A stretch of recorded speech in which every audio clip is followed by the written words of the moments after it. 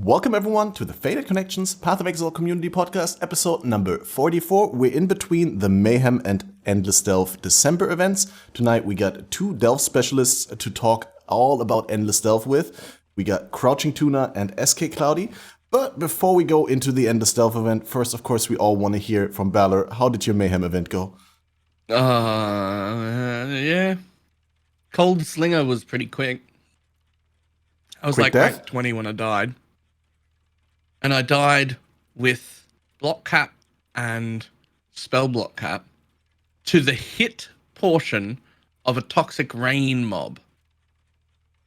Like the pods exploding inside a tull breach, so I couldn't even see them.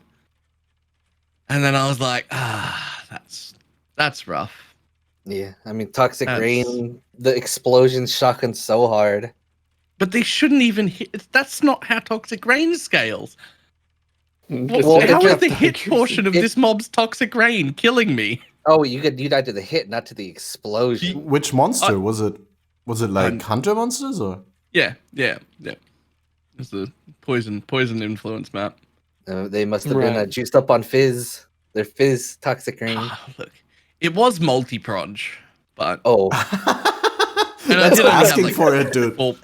I did only have like 4.8k life. But I was like rank 20 when I died. Like I had a proper softcore build though. In Occultist. I woke up at 60th Occultist and then I played and got to 20th Occultist. And I was only halfway through my stream and I was looking at it and I was like, I will be top 5 before I go to bed. This is fantastic. I'm screaming along. And then Toxic Rain killed me. I'm like, wait, what? This is unlucky. Awesome. No, I hate those hunter maps though. I had like positive 30 chaos res and block cap and spell block cap and was there Fizz extra on the map too? Because Toxic Rain is Fizz based to a portion. So if there was any Fizz extra with the LMP, that could have definitely have one shot. I'm gonna be honest, I never read those mods. My brain is trained to read the exact things that bother me. Anything that has reflect, multi-proj, and crit, and cannot regen. If you've got those 4, I'll read it. If it doesn't have those, I ignore them and continue on about my life. Or death, apparently. Yeah, the Fizz's extras are those ones that you usually don't care about, but they can bite you real hard. Yeah, the resulting ailments can be quite, especially if combined with power charges or crit mods. Even on our push we cared. Like on softcore, we were chaos spamming and then lowering our maps down to just beyond. Oh yeah, that's what I was doing that too when I was pushing. Yeah, every time I saw Fizz's extras, I was like, nope. Until I got elemental immunity on my Pathfinder, I made sure I rolled all that off. Yeah. I just I don't know. Maybe I got a little too used to being in softcore. I definitely think hardcore for these race events is more fun in general. Yeah, like of course, too try hard. Like it's just yeah, it is way too try hard. Different type of try hard. Softcore racing is almost not really a race of skill. It's a race of how long you stay awake. Yeah. It's time. Yeah, and that's the skill comes into getting the currency for the push, I suppose, and like min maxing all that. I suppose. Yeah, using your time efficiently. It's all more planning based than it is execution based. Like you only need to be moderately okay as a player to win, but you have to be really knowledgeable and have a lot of time on your hands. Right. Like that's how you win. But in hardcore, I just like the racing events in hardcore more, even though I normally play softcore now. Like I haven't been back to hardcore for like a year. I'm not going to do the Delve League in hardcore because that's the sort of race that screams softcore to me. Like I don't see myself doing hardcore for Delve. There's just going to be a bunch of dead people at like 200 to 300, and then that's it. I think hardcore Delve would be. Hardcore Delve will either be an easy demi or an easy tilt. I'm going for the easy tilt. Yep.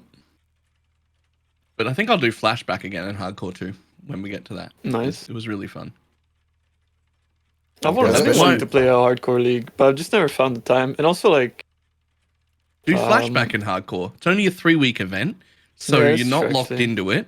You can decide whether you like it or not enough to bother doing another event or an actual league after that. You don't give up your league start. Yeah.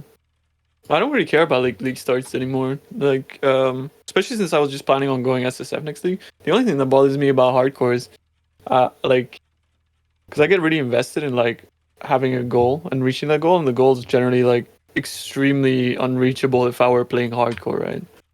So it's like, Yeah. Well, you just need for example, different my goal goals. next league would be in SSF softcore, just push as deep as I can in Delve, but then I'd have to build my character up to the point where I can do 100% Delirium, so I can get the Scarabs, so then I can push, and then when I'm pushing, I can get the Fractured Fossils back to then mirror the maps again, and hopefully get to the point where I'm like able to just, push Do it. indefinitely. Would you roll Yeah. separate characters for those two tasks, or would Yeah, that be the of same? course. Of course, Okay. yeah. Yeah, I But the think issue you'd on have to. hardcore is that you just couldn't do that, right? Like, you can't even do 100% Delirium on hardcore unless you have like a support. There's about 4 people who have ever run 100% delirium maps in hardcore successfully, Right. and no one's doing them in the tier 19 versions. That's impossible. Yeah. Yeah. But I think like T19 is overrated. Like, even on Yeah. softcore, I've it's never only good done if you're like T19. if you're I mean, target it farming depends like on a what you base, got. right? It's I like mean- pretty much it. If you're running an aura stacker that one taps everything anyway and doesn't care, there's no reason to not run it in a tier 19. I There suppose in terms is. of cost I hate buying efficiency. watchstones. Watchstone buying is the most AIDS thing ever. Exactly. Do you not have a watchstone guy? No, I don't have any guy. Oh We're man, I got Delvers, 2 man. We don't watchstone have guys. guys.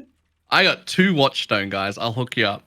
Every league, I got 2 guys who always have necromancers, and they just go from person to person paying money to do their awakeners, and they just have watchstones in bulk all the time. Like, I go to someone and I'm just like, I want 10 of these watchstones, 10 of these watchstones, 12 of these ones, and 15 of those.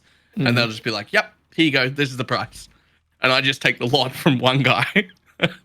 It's pretty chill. Yeah, it makes, because that was the only time I started being able to do things like tier 19 maps or big watchstone maps, because like individually trading and checking everything and trying to get well Yeah, rolled it's annoying. ones and blah blah blah blah, and I'm like, I'll spend like an hour and a half trading, and I don't want to do that. But For example, like since I found a watchstone guy, ooh, that's nice. this league I was playing with Alishar, and we sort of did testing like pretty much the entire first month of the league. We just did delirium mapping, and I think we tested around like over 600 100% daily maps. And overall, like, we found that if you're just looking for like consistent profit, the most effective way to go about it is to just play either T17 if you want like aura clusters, which was only when they were expensive, which is probably gonna be all the time, but generally it's they're okay. And we also went for like full winged scarabs and all that stuff, but we found what's more worth it to do is just have as little micromanagement as possible. Choose a map with a lot of mobs. Like, we found Primordial Pool was insane, like T14, because we'd always get like consistently 13 rewards, and then you just spewing out scarabs or whatever rewards from delirium itself. So you just want to juice the delirium and forget about That's trying to how go I for work like on too it high as of a well. tier. Because we did like 50 T19 canyons, and we dropped one shaped bone helmet that took 5 days to sell. So it's like, I mean, yeah, Yeah. tier 17s is normally what I sit on anyway. Yeah. But I just like being able to run tier 19s. yeah, it's a cool thing to like work up to, that's for sure.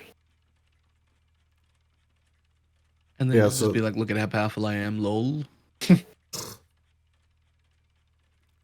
Let me quickly talk about my experience in the Mayhem.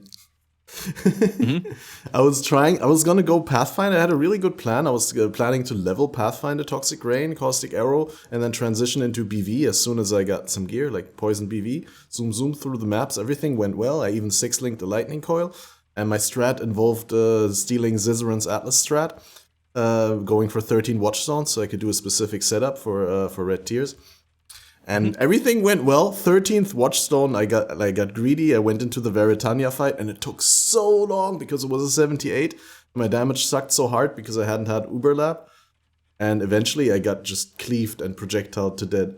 I was more or less unaware that that could happen like that. I thought I was fine, but she just cleaved me down to 3,600, and then the spell portion of the attack killed me.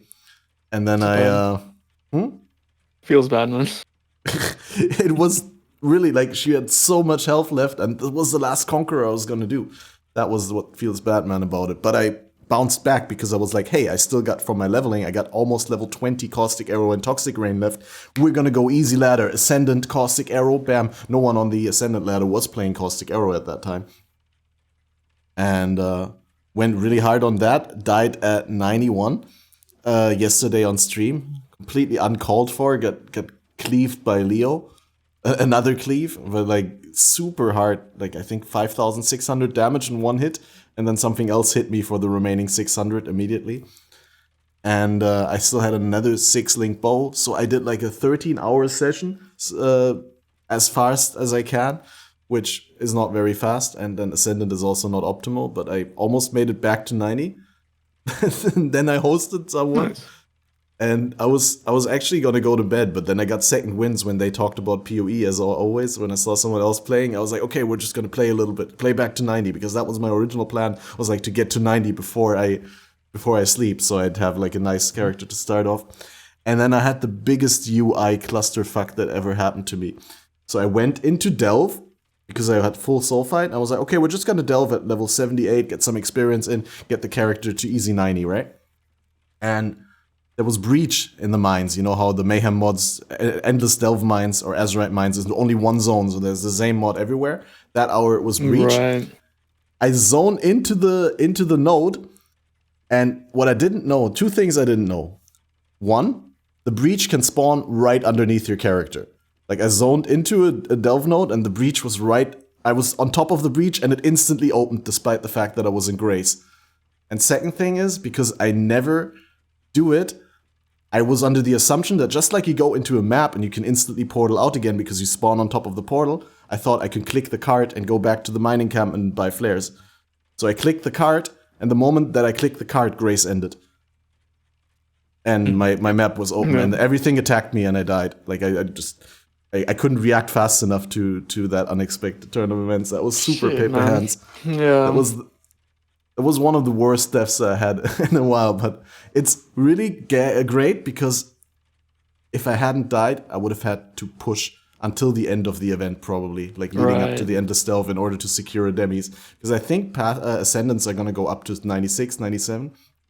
So on the one hand, sad that I don't have a chance. On the other hand, great that I'm sitting here on the podcast and that we can now take the time to talk about things, and I don't feel the pressure that, I need to push. Oh. I actually didn't something. even know there was zone mods in Delve. Like in the whole time I was in Mayhem, I didn't even Oh yeah, there's a go to lot. Delve at all because for us it was obviously an efficient XP.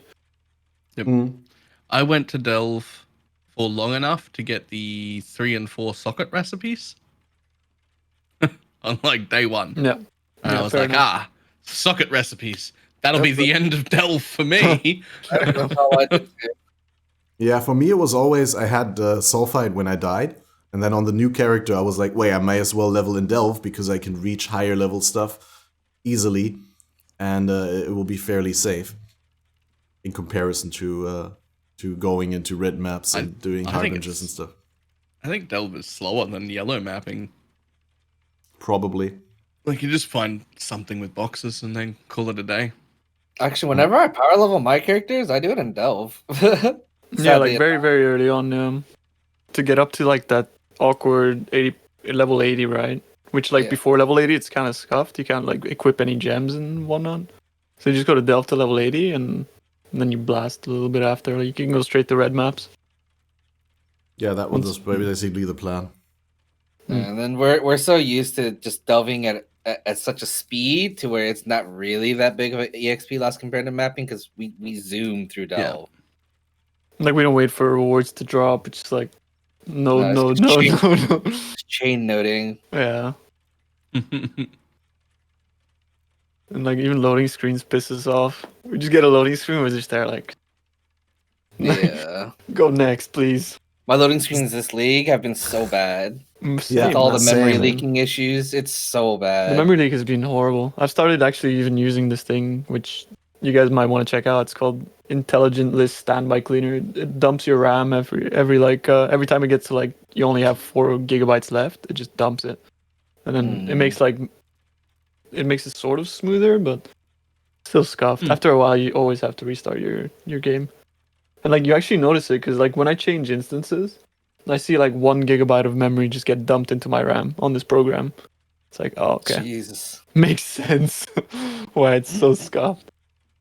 It's worse when your hideouts have MTXs on the ground because then when you Right. AFK in your hideout, that just slowly accumulates, and then you go to zone and you're just like, oh, that's a nice 5-second zoning, you know. Well, at least I'm not the only one with massive technical difficulties. I was worried again that's my PC or something like that. Nah, I it's even this went- league. This Okay. league is really bad. Like compared to last league when they first released Vulcan, yeah, Vulcan had some issues of crashing on 100% delirious and whatnot, but it was so much smoother, not as much memory leak. But this league with Vulcan, I don't know what they did, but it has massive memory leak. And I crash all the time with it too. Yeah. I've had to turn it off. Like even It's just so normal much mapping, I smoother crash. though. I really don't want to turn it off. Oh, I Yeah. always play on Vulcan still. I can't play on Direct anymore after delving with Yeah. Vulcan for a while. I Like in Delve, can't it's like either. generally kind of okay, but it's in like when you get to a little bit juiced maps, you just crash. Mm. And generally crashing is like your portals. Rip portals. Yeah.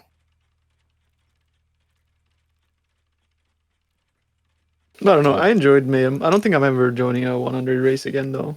It was a bit. No, that's too much degenning. I didn't like. I enjoyed the end of it when I was like, cool. Now I'm rank 1. I don't have to play anymore.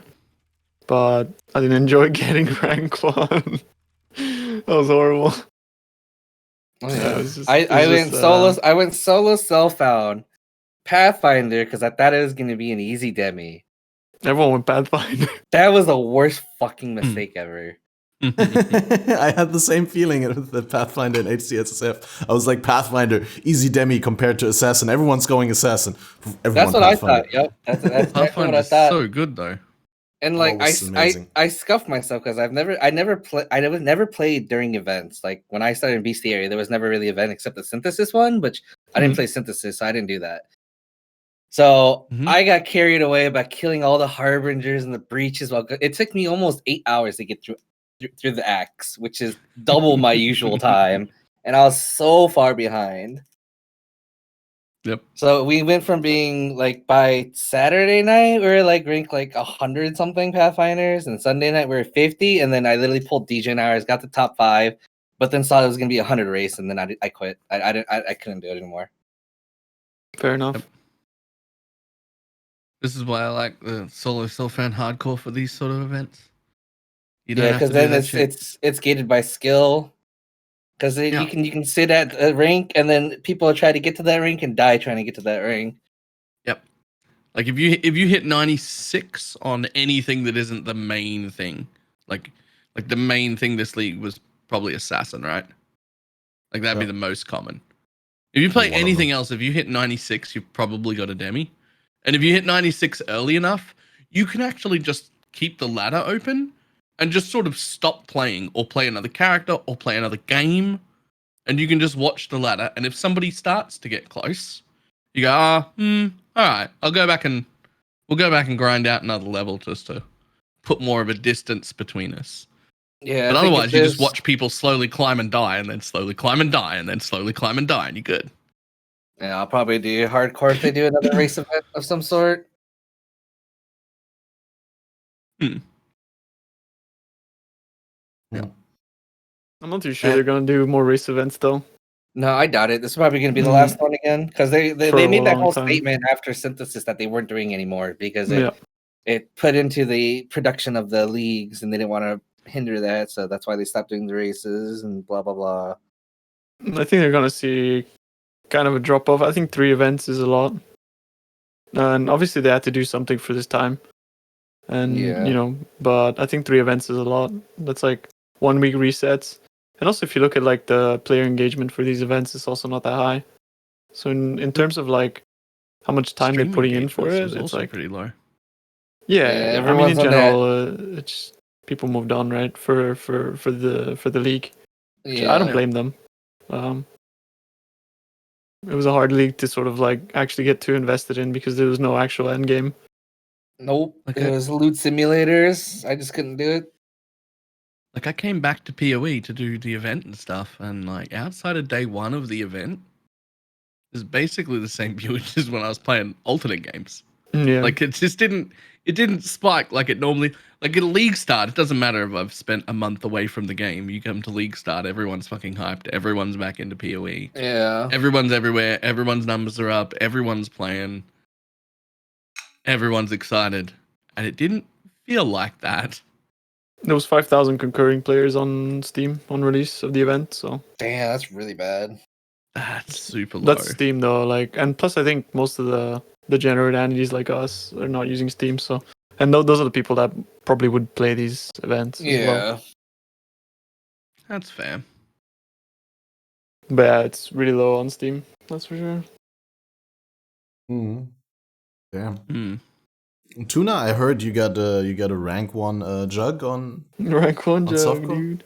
Curse Yeah, I bot, got rank curse 1. bot jug. It's actually gonna look nice on the flavor text. But rank 21 overall in Trade League, I think I could have got if we slept like 4 less hours.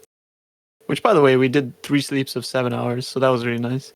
Oh But, wow! So you guys got actual sleep. yeah, 3 sleeps of 7 hours, and we got it in. So like, yeah, like I think it was end of day 3 that we got it, or 100, or was it start of day 4? I think it was end of day 3, yeah. And so we got 21 overall, 22 and 23 with my team, and Wow. it was actually incredible. Like, because we got 3 headhunters in the process. We had so much currency, we didn't know where it was coming from, and we converted about like 150x into chaos and just spammed like 150 maps with like chaos orbs and annulling them down to beyond, and just blasted for 2 days straight. Like we had so much currency because we were dropping like tier 1 uniques and things like that. Like, like everywhere we dropped like 2 void batteries. We dropped the sorcerer boots, Even siege outside of that, axes. in solo self-found, you're getting like 10 raw chaos per map. Yeah, exactly just that as well. on your own, let alone like. Dude, I was struggling with chaos for some Really? reason. Like for us, Really? for a day and a half, we actually all just turned off our filters. We didn't pick up anything whatsoever. We just completely we're not picking up anything. People are like getting spread out a bit, so just don't pick up anything and just get XPs. We just had so I've much done that currency. before. In solo self-found races, the last time I won a demi, I spent the last 2 days of the race with only maps, alks, and chisels on my and sextants on my filter, and that was it. There was nothing else on my filter. That's kind of Like what you I have could to run do. reflect. I didn't care. I didn't care about map mods at all on that character, just at all. I could run everything. Didn't care. I was geared as I was gonna get, and I was just like, everything needs to be off. I need to pick up the least amount possible. I've got 180 like transmutes and 500 portals already. I'm sure I won't need any more anything. I just need maps and the stuff I need to put in the maps, and that's it. And so that was it. That was the game's. I swear, the game is more fun the less loot you pick up. I definitely have to take that page out of your book because, I mean, I have to take it into my mindset because the amount of stupid shit I picked up when I think about like what all is in my voided stash right now that I'm not going to use anymore after I died. It's like, why did I pick all of that up? I could have been like 3 levels higher. Yeah. It's kind of like that. If you look at my solo self-found character, you could swear it looks like a trade league character. For the amount of the stuff I picked up and just the amount of RNG I had, my character literally is better than most trade characters. Wow. Yeah, you can get a lot of stuff. You did really get a lot of stuff from Mayhem. So much loot. Yeah, it was a fun experience. Definitely would probably do it again, but I won't go solo self-found. There's too many tryhards. That's true as well. The amount of I literally pulled like 20 hours, 4 hours sleep, 20 hours, 4 hours sleep. I had to go completely degen to even get back up into the spots. Like it was horrible. I will not do that again. Yeah, I always feel like these a bit longer events end up being a no-life competition, and it's even leaking into hardcore. I mean, it is still in hardcore, like Balor pointed out, it's a little bit different. People will have to sleep in order to not make stupid mistakes and lose their characters, but I feel like on the whole, I would be much more competitive if I was able to deprive myself of that much sleep. I think the assassin class was still kind of like that, right? Like the one or two like biggest meta classes in hardcore still become that sort of don't sleep playstyle, which I'm not. I used to do. Look, frankly, I used to be able to do 30 hours, 4 hours sleep, 30 hours on, 4 hours sleep, 30 hours on, 4 hours sleep, and I could keep that up for 2 weeks. And I'm just too old. I can't. I don't. Honestly, I it's got just not old. And fun. I can't do it anymore for more than like 2 or 3 shifts straight, and then that's it. I'm done. I used to be able to do that for weeks, and then even then, I don't enjoy it like I used to. And now, instead of one big sleep at the end and then wake up refreshed and good to go, it takes me like a week and a half to recover. Yeah. Like I'm just too. I can't do it anymore. That makes sense. Yeah. I honestly don't find it too fun either. Like you get to a point where like you just feel like you're sort of forcing yourself to play, and I don't think that's a good feeling at all. No, that's why I dropped out. Because you know you want it, right? Like you're like, I want to get this. So you're disappointing yourself if you're not getting. Like for example, like it felt bad, but I still couldn't sleep. Like even though when I try to go to sleep, I'd wake up without an alarm, which I don't even do on normal days when I sleep like 8 hours. Yep. I'd wake up without an alarm, and I'd be like, shit, I need to get to grinding. Like. Oh man, I know that feeling. That happens. Even though I to was me like on 5 actually levels starts. ahead of everyone, I was still like, yo, I need to grind. Like, I need to get on. Yep. Don't give anyone a chance to catch up. Yeah. And then I think rank 2 Jug is still like, actually rank 2 my mate went for it, but aside for that, there's still like 96. Even in softcore trade, like nobody plays Jug. Yeah, I was actually very surprised in the softcore trade. Like I could have probably secured a demi in softcore trade if I went. Nope, never will do solo self-found again. Never.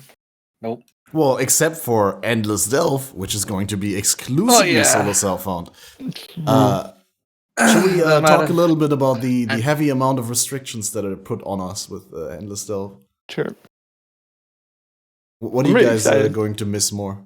The crafting I don't think I'll miss bench? anything. Nope, Me neither. Not the crafting bench? Nah, it's perfect. Don't need anything. Because the thing about this whole Delve thing, and the biggest things about Delve, it's become much more popular, of course, because you make a crap ton of money delving. That's there. No matter what league it is, no matter what the prices of falses are, you're always making consistent money. And it's something fun if you like to do it.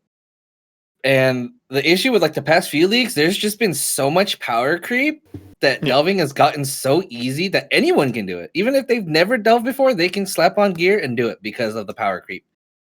With this endless delve event, this will truly show who's an actual delver versus who came in with OP gear for the demis. Because there's going to be a lot of degenning in this, of course. There's going to be a lot of those guys that are past 6K, and they're going to try to delve. But I think a lot of them are going to fail miserably because they won't have the damage that they're used to. I think a lot of them won't have the motivation either because, to some extent, I feel like there's a lot of motivation to make currency in a trade league, which might be one thing or another. But generally, I think the delve ladder has become one of those places where it's like, there's some unethical gameplay going on there as well, and I think a lot of people are attracted to that. And it being a voided league is actually one of my favorite things because that completely weeds that. Completely, those people are not going to play, and that's so good. They will and they won't though, unless because they think they can get the demi. Yeah, I suppose that's true. So I have a question. Last Faded Connections, we had Gazzy on, and Gazzy put out a video, and in it he was like, most builds will be able to make it to 1,000 depth. And then I said, I don't know how many people will make it to 1,000 at all. in this event, even in softcore. Nope, And I then think we they'll get ended past up making a 1,000. bet. And if under 30 people total make it past 1,000, I win. Do you think I'm going to lose? I think you're gonna lose. Yeah, 30 people Yeah. is not much, but I It's like not much what at he said all. about many builds. Absolutely I not. don't. Absolutely not. I think I'll be able to count the builds that can get, but that even Yeah, possible yeah, to get past 1,000 on one hand. There's not gonna be many builds at all. They're Like, gonna make it like you can't just play normal build, especially when you have no crafting bench. You haven't. Yeah. There's No nothing. cluster jewels. No. I don't think you're gonna nothing, have even. Most people are not even gonna have 6 links. So No, they won't. There's so much constraint in this I mean, race. you'll still have at least the currency even. They did say you can trade up for fusions and stuff. Yeah, and yeah, Delve yeah. does drop a lot of 6 sockets. 6 So there sockets. is the potential to get your 5/6 link. Of course, it's RNG gated at that point, but it's still possible. Yeah. But yeah, I mean, if you're talking about softcore, I think there will be potentially more than 30 going past 1,000. I don't think anyone's gonna go past 2,000. That's what I said. Like Yeah, past I don't 2,000, think I don't think past 2,000. No. There's no way. Yeah, there's no way. I think 1,200 is where you're gonna find most people will land in a I'm 1 gonna week push for race. 2K. I think push for most 2K. people will fall out between 350 and 500. Because Yeah, most I people mean, will like be most people who 99% have never people. even delved that deep to Yeah, begin yeah, with. for sure. And they'll be like, yeah. oh, infinite, I can do it now. And they won't realize how hard it is. Because even at like 500, it's way harder than normal mapping. Oh yeah, Yeah. it is. Like if you're Especially just an Alkenggo mapper at tier 16s and you get to depth 500 is harder than mapping. yeah. It's just, I can juice maps, I can't juice delve. Obviously, I can do super juiced maps that are way harder than depth 500. But if you're just like an Alkenggo person, that Yeah, I mean, depth most- 500 delve is like twice as hard as mapping. Yeah, so the thing with getting past the 800 marking delve, because you won't get crazy gear, you won't. I mean, I don't know if you can get Legion jewels off of Legion nodes. I've never seen one, nor do I care to ever do them. There's a potential you may be able to get them. You can. What? They're Okay, so- rare, Legion but jewels? you can. Okay, I thought they Interesting. were only domain. No, they can drop from the bosses themselves in the Interesting. legions in the map. So or there's Legion that, nodes. let's say 10,000 people play, maybe 2 get a Legion jewel, and maybe they get a tank mod. But basically, most said after like 600, there's no real tanking. You need to know delve. You need to know where to stand, how to move in order to progress past that depth with this many restrictions on your gear. Yeah. Most people are probably going to get to 180 and go sideways, get the level 95 for the raffle, and they're done. That's majority of the people that are going to be doing this event. Oh, on that note, I actually was a little bit disappointed because like the raffle is level based on Mayhem and Flashback and on Endless Delve, but on Endless Delve, the ladder itself is depth based. I would have found it super cool when if the raffles would have been also locked behind thresholds of depth. Yeah, I think that rather would have than been levels. better. I think that was kind of dumb. Yeah. That it's based off of levels because most I people agree. would just hit the 180 and go sideways. Because there's no other point to go deeper. Just 180, tier 16, easy. Just easy experience going sideways. Yeah, if you're not going for a top 5, then you just go sideways for the raffle. And like 180 is literally any build. Like Yeah, any build you've ever absolutely. played, 180 is fine. Like you can just, that's not a. Yep. And then Like it's if you tier want the 16 demi level, but it's the equivalent difficulty as far as I'm concerned. Is about Yeah, tier nothing 10 changes. maps. And Like, it's there's not barely even any zone red mods as maps. well. Yeah. Yeah. Like even just Alken going tier 16s generally is going to be harder than 180 depth. They got way less mods than normal. It's The only thing hard about Delve at those depths is that there's obviously not the same mob types, right? So like Weta bombs can still kill you. Like Azurite orbs can still just one shot you if you're standing wrong, or they're multi-proj or something like that. And if you have like penetration, then obviously you'll get like one tap by lions or like tail whips, like things like that. There's a lot of like things that if you delved a lot, you know what's dangerous and things that can still get people, but overall it's the same. You just one shot everything if you have like a decent enough build. Yeah.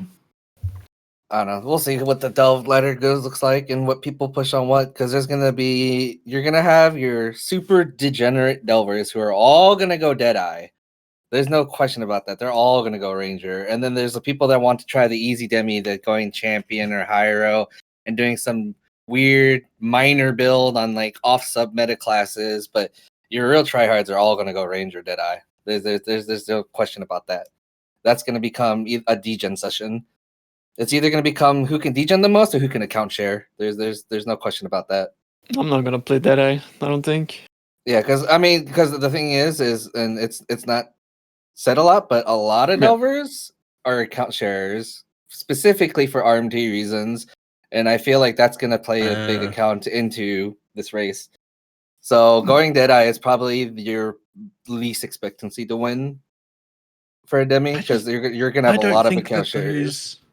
I don't think that those people care about the race. That's what I was hoping as well, because of Like it at being all. voided. Well, you say that, but then those people that do that sort of thing, they do it for real life money. oh yeah, but you know you know get the how demi much you sword. can RMT a demi for. Yeah, you get an easy demi. You sell the demi for mirrors. You sell the mirrors for money. That's my anticipation of what's going to happen. Is there's going to be a few of those RMT groups that are going to come into the Delve event and try to do that.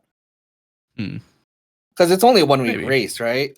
So it's not like you're spending that much time to try to do something, and it gives them something different to do. I don't know. I have a feeling that may happen.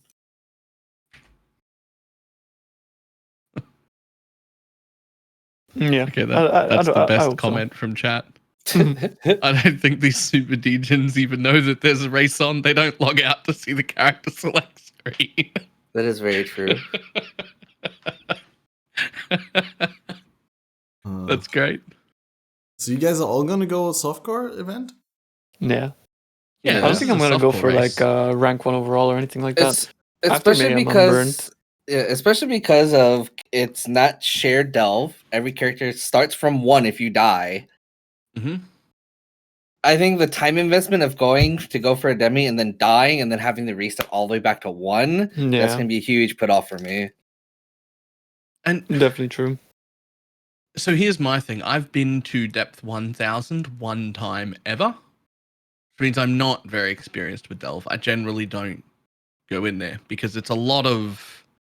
It's not that it's not profitable in the long term, but it's a money sink unless you really put time into it. Like you lose money delving until you make shitloads. Like that's the way that you just have to invest and invest and invest, and then you get to a certain depth, whatever depth that is, and then at that point you're like, money, and you just rake it in hand over fist. But there's this huge level of investment to get there, and I never do it. I think that only happens if you don't get into it early, because as a delver, like you're the first person to reach monster level 83 zones, and also every boss drop is generally really good. But generally, just even selling like 83 foils, bases, day 86 1, day 2, hubrisses, making a lot of money. 10-15 C for a hubris, so on day 1. So you're making actually like a absolute killing selling those, and then you just reinvest it all into scarabs, and you keep pushing. And then you get to a certain point where bosses spawn. If you drop like 1 good amulet, like for example, when we were doing our push, like you drop 1 amulet, 35x, and then you're good to go until like depth 2k or something. But it can be completely RNG based as well. Yeah. You get lucky or you don't, right? But also I've never pretty saturated now. Because I've never done that at launch. I've always looked at delving later on. Yeah. That's where because of this, what I'm using this event for mostly, I'm probably not going to go for a demi. I'm starting a new job the same week. I'm not going to have time to race that. But what I'm going to use it for is still to get as deep as possible and just to try and learn the nodes and practice the thing, because I don't know, it always seems so fun. It's always fun to be in. I don't have to roll maps. I don't have to do all of these things. But I've never done it before properly. So I was like, it just feels like I could spend the whole week learning, find the nodes that kill me, figure out where I'm supposed to stand and what mobs and stuff are supposed to kill me, and I'm really excited. Sort of figure it out. This is the first time I think we're getting a PoE roguelike type experience, because that's exactly what I feel like this is gonna be like. You know, it's kind of like you're going down, whatever you find there, you wear it, and then you gotta play with the cards you're dealt and try your best. And I think that's you really either cool. get lucky or unlucky, or you Yeah. just make do with what you do. I mean, that's how a lot of the more experienced devils will go. They can get a lot further on crap gear than with bad players with decent or / good gear. Mm. And learning the delve is definitely going to be the biggest thing, which should Yeah, definitely that's help it. with the endless delve event. There's so much to learn. I mean, there's some YouTube videos for it here and there, but there's not really like much. It's not all consolidated, you know. Yeah. So a lot Yeah, of so- it you learn just by practicing and doing it yourself. So like, It's so specific to the build and the Yeah. league as well. Like even just like, oh, now you have replica Nebulous. Okay, you got to play things a little bit differently, you know. And, Like, like, and I that's why think- people are like, how do I do this? It's like, well, think you you're know, talking I don't know about what you're doing. far more in-depth things too. Like I kind of wrote a delve guide in the way of like, this is an intro, and it explained, and so I know the things of like how to tell where the wall's gonna be and that sort of shit, right? How the grid pattern works. But what I don't know is how each individual node functions, and those are like that's the learning that lets you progress on nothing. Is how. Well, in terms of Which node is going to be dangerous and where to stand and what the mobs are going to be when you get there and a Yeah. whole bunch of things that I just don't know. Yeah, I Like, mean it's just that you can learn within a few. If you in a like, I would say probably even the whole week of delve, you can easily learn that. yeah. Like I remember when I went first CHP in Legion, it took about a week to get used to it. And but still, every time since then, every time you delve, you learn something new. So Yeah, there's always something different, new spots and this and that. It's always until you get to that peak point of where you pretty much have reached 6K and you've seen everything in the delve, or even I would say probably 4K, 3K, 4K. You'll see kind of everything and how stuff interacts with what. After Yeah. after 6K, it's nothing. It's the equivalent. boring. Yeah. People still think that post 6K is like, yo, how is he delving to 15K? His build must be insane. It's like, it's actually like Yeah. going back to 3K. The monster stops Less scaling than at that, to 6. be No honest. zone mods. It's It's so actually a weird that joke. they do that. Why do they do that? They probably It feels never. like They first made Delve League. There was no such thing as ZHP, right? Yeah. ZHP wasn't invented till a few leagues later, so they were never anticipating anyone to ever reach the 6K and beyond. So that's probably just how it was scripted. And then of course you had Blink, who reached the official end cap where Delve reset back to level 1, which is why they put an official cap on it, because they don't want to have to encrypt and put more resources into Yeah. that. It's Wait, what is the cap? it's like 65,300 and something, right? 53 or something like that. It literally, Yeah. if you look at It's the chart, 16-bit float integer. Like, so it basically gets to a point where the server just it's like, nah, we're not keeping that information anymore. Puts literally you back just at 1 makes it depth. back to 1. It's the dumbest thing I ever saw. Oh, all right. I didn't even know that was a thing. Yeah. That's fine. But the thing is, like, I was in Discord when Blink was about to hit it, right? Because it was like a little bit of a celebration. But like when we were in Discord, as soon as he like hit it, he was like, "Oh, you have to come see this." So I went there, and then he sent a message to GGG devs, and they were like, "Oh yeah, we're looking maybe potentially increasing the capacity, and so you can go further." Because he wanted to go to 100K, right? And then instead of doing that, they just put out an official statement like, "Oh yeah, it ends there." Ends Like, there. Endless, that's it. It endless just ends dungeon there. ends there. But it's the endless stealth. Yeah. You can't have Unless an end you're, in the endless Unless stealth. you're an absolute degenerate. I'm just Shut up, hoping they Blink. do a reverse Delve. They do a tower style where you climb up and defeat stuff on the way up, and it's just like the opposite. So something refreshing, but something endless. It's You know, just- people are gonna crucify me for this, but I want like a greater rift type system in PoE where it's like not currency based, just challenge. And then you got a leaderboard and it's like who's got the biggest EP? Let's go. Yeah, basically. Battle of the EPs. I mean, isn't I'd be that so down. what we use Delve for right now? No, because it's just The problem is that it doesn't keep scaling, right? no, because it's just degenerate on tiers and it stops at Yeah. 6K. It's so awful, man. It used to be like that, but now it's awful. Like I'm retired from Delve Race for that point because it's just it's not there anymore. The friendly competition doesn't exist. It's just you're fighting against account shares or M tiers. It's like Sure, Yeah, if if like those fossils are gonna feed a family, you're gonna be a lot more motivated to delve than some dude. You know? Yeah, somebody's just doing it for fun and competition. Yeah. And that's why I want to go SSF, because actually I've been talking to Manny, I've been talking to Jesse, and it's like maybe we can spark that back up in SSF softcore and have like a real homie competition again.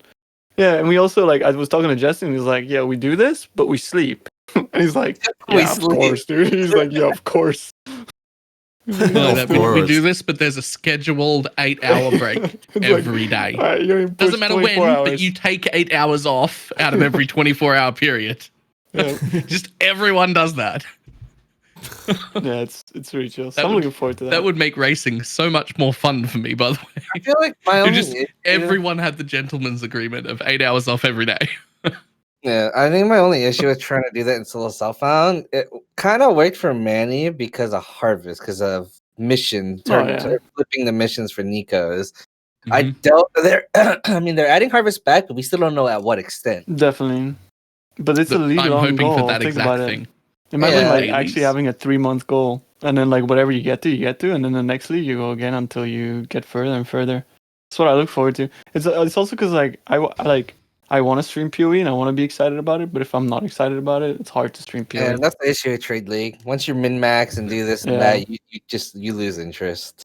Like I'm done with the currency grind for that exact purpose. Like you find no joy in making 20 mirrors. Once you have them, you're just like, now I don't even know what to do with myself. It's the grind that's the fun part, not the rest. Make a clip where you delete them for Reddit karma.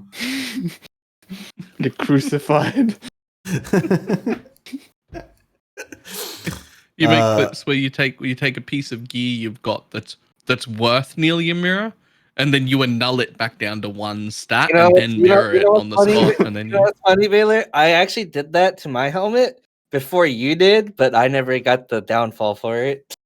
You got the downfall for it. I actually did that to my helmet when I was crafting it. I was like, "Hey, stream, let's look how we lose money meta crafting." I went to go put suffixes cannot be changed. I got to put it in the bench, and then scoured it because I thought I put it on. I've chaos rolled over stuff before. Yep, I've done that when as I well. meant to. I was meant to craft like prefixes cannot be changed or something, and instead I crafted something random that was just below or above that, and then just quickly added a scour to it and been like, ah. The worst thing I did in crafting was I spent about 400x on beasts, and then I realized, wait, these beasts are item level 75. The mod I want is item level 80. I was like, all right, then. I guess I'm gonna stop crafting now. I think a lot of people don't realize that though. Yeah. That beast item level is dependent on the tier you roll. Exactly, the beast item level, and also that also means that if you have an item level 50 base and you have an item level 83 beast, you can still slam at 83 mod. Yep, a lot of people insane. don't know that. Crazy. So you can use it to your advantage or your disadvantage if you don't actually pay attention. A lot of the Like time, you can buy bulkers a will beast just that doesn't slam them work. all in, yeah, and then you just don't you don't check the item level of all of them. But most of these people are also very like they cater to you if you ask like I need 83 plus, they'll give them to you. Is it only the red beasts, or is it all of them have to be Just above red. 83? Or the main beast. The main beast. The main beast, yeah. Just the main one, right? The yellow ones don't matter, no. Ah, cool. Well, So if you ever met a... Go ahead. No, please go ahead. So if you're ever beast crafting for a long period of time, make sure you have a character that can do it. Not like, oh, I got yellow beasts that are level 50. Wait, I just bought a bunch that are 83 and I can't do it. Yep. All right. I almost died. How many? Oh no. How many people do you think are going to make it past 1,000 in softcore then? I need to know how quickly I'm going to be wearing a shoe on my head. I mean, I think me and Tuna will definitely go past 1,000. I think right 50 or now, 60. yeah, I think 50 or 60. Right now, in current heist delve, there's currently, last time I checked, which was like almost a month ago, there's almost 200 people past 6K. And Really? of course, out of yeah, it's actually insane how many people are past 6K. I was actually freaking mind blown. So there was over like a lot of people are starting to deep delve, so a lot of those guys are going to be playing. Now out of those 200, I think it was like maybe like 80 of them were duo delve. So you still have a good portion that were solo delvers that know how the solo delve push. So I think you're honestly going to see anywhere between 50 and 100 past 6K or past 1K. Because even 1K, you can literally do 1K with like a white bow and a 6-link on ice shot. Okay. Or even icicles, you could do it as well if you had like a +2, +4 tabula. When it comes down to pushing damage wise, you do not need much at all for 1,000. Yeah, it's true. But of course, if you're doing the weird, I'm gonna go bow, ice shot, or icicles on a champion or a witch, so I can go for that easy demi.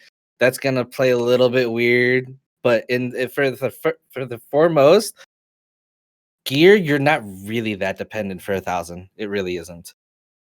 Inquisitor Minor. Let's go. Inquisitor's actually good. There's actually a race that I watched. Not a race, but I forgot what it was. But there was a Inquisitor Spark Miner that was like past 3,000. I was so confused. But yeah, Inquisitor that's what I was thinking of. Yeah, but especially this league with replicas, right? The replica nebs, you have 0 pen, and Cloudy solved that by, sort of going for a different build. But well, the same build, but like you had like a lot of penetration in your build, but generally otherwise you have like 0 pen. So getting into elite res zones was like hitting a brick wall sometimes. Yeah. And Inquisitor would have given you like 60% more. Sorry, Cloudy. Yeah. That's fine. I needed money to spend into, right? yeah, definitely. It's a league-long goal, honestly. Just like all the good crafting, min-maxing your build to the max. So that's cool. Yeah. And like the thing with people is like you're gonna see a lot of icicle miners pushing for the depths. Because ice shot's good, but it without any deck stacking mod, unless you get lucky from a shaper box or no dying suns, because there's no shaper. You're gonna see a lot of icicle miners. A lot. I don't think icicle miners is that good early on. It's not, but it's doable. Yeah. Compared to a lot of other stuff. Like if you remember before we had all these good items, like pushing icicle early was horrible. Especially awful. especially since like before you get your skin of the loyal or something, like if you don't have gem levels on your icicle, it just feels really rough, man. So there's gonna be a lot of people that try to push with icicle, but they're gonna really struggle because they don't have nebuluses, they don't have harvest craft. A lot of those icicle pushers are gonna have, unless they've been there for the struggle and know what it feels like, they're gonna have a really hard time. I honestly feel like I just want to try things out. I don't know. Like I know this is probably the event where it's like, yo, push hard, but I feel like I'm gonna do that next week. But I kind of want to take my time and enjoy this experience of just like actually doing like a proper SSF roguelike delve push on like something that I wouldn't necessarily play.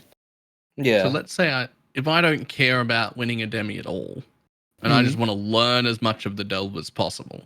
You go tanky build. Tanky build, go sideways at 180, and just, or you don't even need to do 180 technically. If you really want to just go sideways at, I think you start. I don't want to go sideways. I still want to go deep. I still want to try and figure out depth and difficulty. You generally, you're gonna see a lot of Jug Hoag, Raider Hoag, Poison Assassins.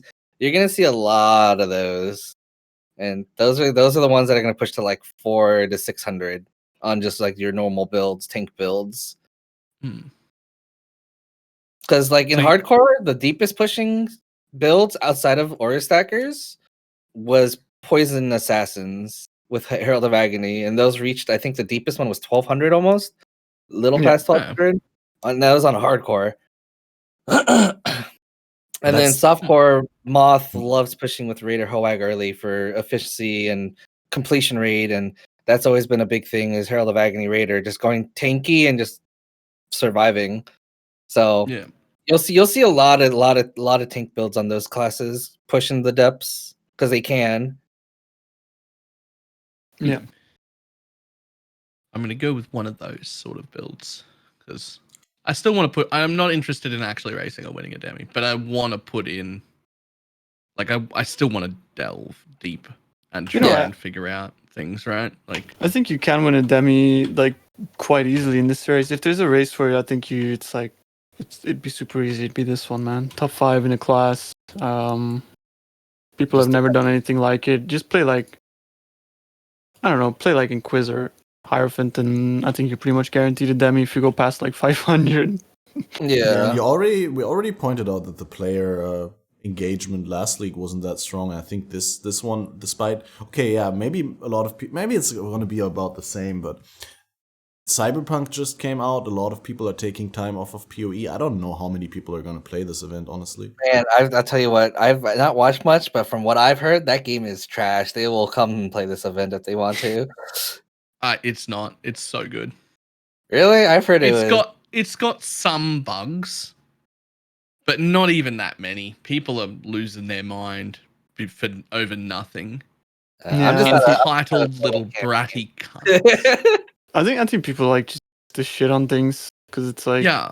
It's actually it's also really the people good. that don't have the game that are just like shitting on it even harder. So it's like whatever, right? It's just a single player game. I'd say the biggest problem for me is it won't stream very well at the same time, so I have to turn everything down to absolute minimum. And it turns out a lot of streamers have had to do that. They've had to turn it down to absolute minimum just to be able to stream it at the same time.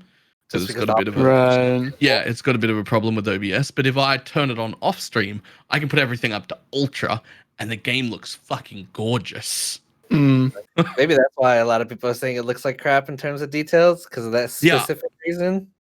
But if you're playing it yourself, if you've got it and you can turn them up, it looks gorgeous.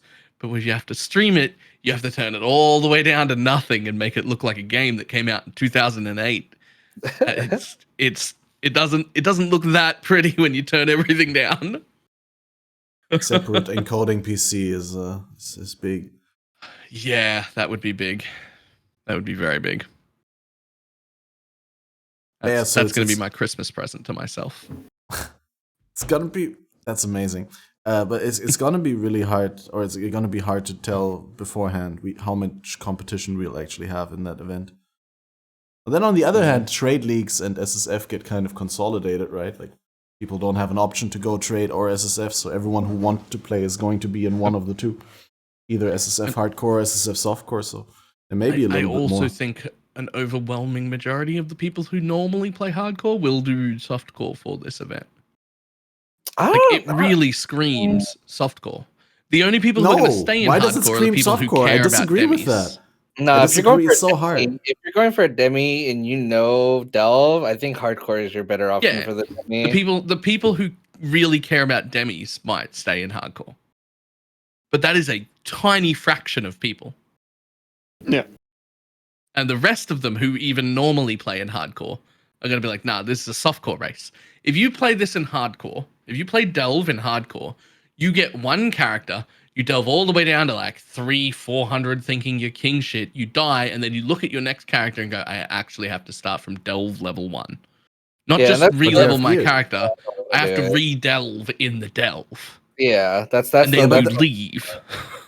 But that's not a problem at all, because your character levels slower than the delve climbs and levels anyway. We talked about that last time on the podcast. You have to level your character anyway, so going through those lower delve zones doesn't make a difference, because you'd have to level it anyway. Right? You couldn't but imagine just go you got into to like level 600, 70. Right? It's like those, like the 400 depths after max rank. It's like those. That's the issue, I feel. If you're actually pushing. It's not. Yeah, but it's not you start at level 1 at delve depth 1 and have to level your character to level 80, because you would do that the same way anyway. Even if you had the old shaft from your old character, you would still have to start at 1. But you would get to, it's the later on where you get to go, all right, I think I can just jump down 100. Okay, I think I can just jump down another 100. And then you would just keep going. You can't do that. So you're going to have a whole lot of no challenge again while you try and dig deep. And it's just not, I don't know. It just, the entire event screams to me, play this in softcore. It's kind of what Fu said in chat. It screams it to me. Imagine if your Atlas reset every time you died on hardcore. It's sort of similar. Yeah. It's like, yeah, you'd I have to mean- re-level through the maps, but you'd still kind of want to have that progression once you yeah. have leveled up. Yeah. I think the biggest issue we're gonna see in is softcore is like, a lot of people, ZHP delving is realistically the only way you're gonna get past 1,000, right? A lot of people aren't gonna have those levels, and those levels are actually extremely important because we don't get clusters. This is all pre-cluster stuff. This pre-delirium delving, and a lot of people are used to that big power creep from clusters because clusters gave a crap ton of power creep to every build. Yep. So a lot of Especially people, I ZHP feel like, builds. yeah, I feel like a lot of people are gonna transition too quick to ZHP, and they won't have the damage because they're gonna need the levels to get the damage on the tree. There's no other way to go about it. Yeah. Now that it comes up, let's talk about ZHP a little, because I think like a lot of people have a wrong concept, including myself, of what that is, because I've never played that. We quickly explain, like, ZHP is a setup where you only focus on offensive values, or is there some defenses that you invest It's into? zero defense. It's all offense. Literally, So you don't have no dodge, no evasion, just So, CI basically. Dodge and evasion is a lot of people use it because it's a nice, like, it's kind of like crutches, right?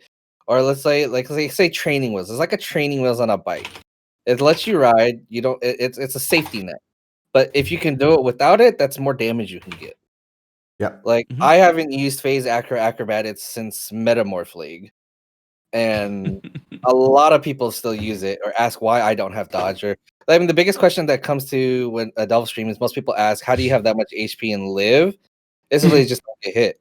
Yeah. And then they ask if you're capped dodge and stuff like that, and I'm not. I literally have 0 dodge. I have 2% evasion because of the natural evasion I have from the random pieces of gear I'm wearing. It's literally all movement and knowing how the nodes work. You kept dodge with your eyes. Exactly. Cap dodge with your eyes.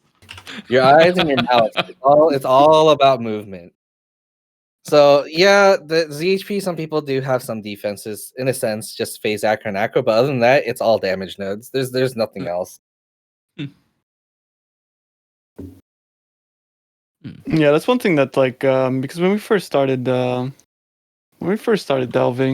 we used to think that evasion, dodge, that sort of stuff was mega important, and also like the it's like a completely new different beast because back then like when we were playing TS like that was like insane, like 15 mirror build. Like, Oh yeah, you couldn't yeah. imagine having more damage than what we were doing, but I don't know if like people realize like the builds these days, like my penance brand solo build has over 1 billion damage, which is like you could never imagine hitting 1 billion like 3 leagues ago, and that's just absolutely absurd. It's so absurd. They need to nerf clusters. Clusters are too strong. Yeah, and you need to nerf aura clusters too, specifically, because that's I've- getting to I've- the point where it's like, Yeah, you're not because using them, Aura it's bots silly. worked without clusters before perfectly fine, and then they added like an Exactly. extra 80% more aura effectiveness compared to what they had before. Just wasn't needed. Yeah, you got your aura stackers, cool, but like I said, for me, I feel like the solution that I pointed out before is you limit voices to like 1, and then also your regular clusters semi-limit them to where you can only have 2 of the same type of clusters. And then you actually have to spend variety and Yeah. slowly swap it up. But just being able to run, like, even like on my current ZHP Icicle build, I'm running 8 clusters, and they're all just the same, all same roll, just for maximum damage. And that, I think it kind of takes out the fun. It's too much power creep. Nothing's hard anymore. I agree.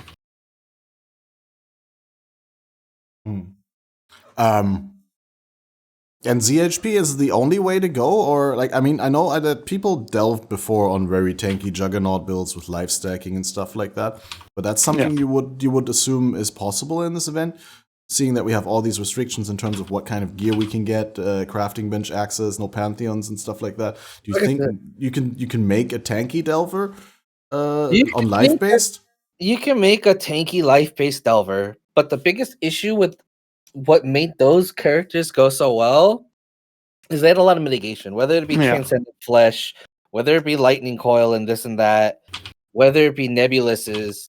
when you did a jug and you did endurance charge stacking, none of that is available. They nerfed And that a lot- so hard. And a Like- lot of the hardcore, even like the hardcore delvers now, they're all the life tanky builds. They're all stacking transcendent flesh with max res and this and that to be able to push those depths. But you don't have any access to any of that, which is the biggest issue. There's not They really real- nerfed those so hard over the days. And I remember even like when we were playing Hawa Jug or Hawa Occultist, those builds were even more expensive than the ZHB builds these days. Oh yeah, those were extremely expensive back And then. then getting like 1.6k was like you're a literal god. Whereas now it's like, So interestingly enough, when they said they were adding them into the main game, I said I wanted each individual kind of cluster jewel limited to one. So you could have multiple cluster jewels, multiple larges if you wanted, multiple mediums if you wanted, but every one of them had to be different. And I Exactly. didn't want notables to continue stacking. Correct. So if a Well, notable appears on multiple jewels, you can only get it on one. yeah, that's kind of what I think is a proper solve, because you'll still have that decent power creep, but you won't have the I'm gonna obliterate all content power creep. Yeah, and you can still build out into a clustered setup. You can be like, oh, there's still like a build your own passive tree idea here. But right now, at least in a trade league, when you have access to them, there's no options on any build. Realistically, there's just this is what your medium should look like. This you is want what your dynamo. large should look like if you can't afford a voices. If you can afford a voices, you should just have 3 of this exact medium on every like it just doesn't. I don't know. I thought cluster jewels should be promoting build diversity, but instead they're not. They're limiting funneling it everything into the even same more, thing. Yeah. And I think most people don't even abuse that anyway. So putting those limitations would just limit like it would take away the power from like the top 1% of people who are doing it all the proper way. But it wouldn't really hurt most people.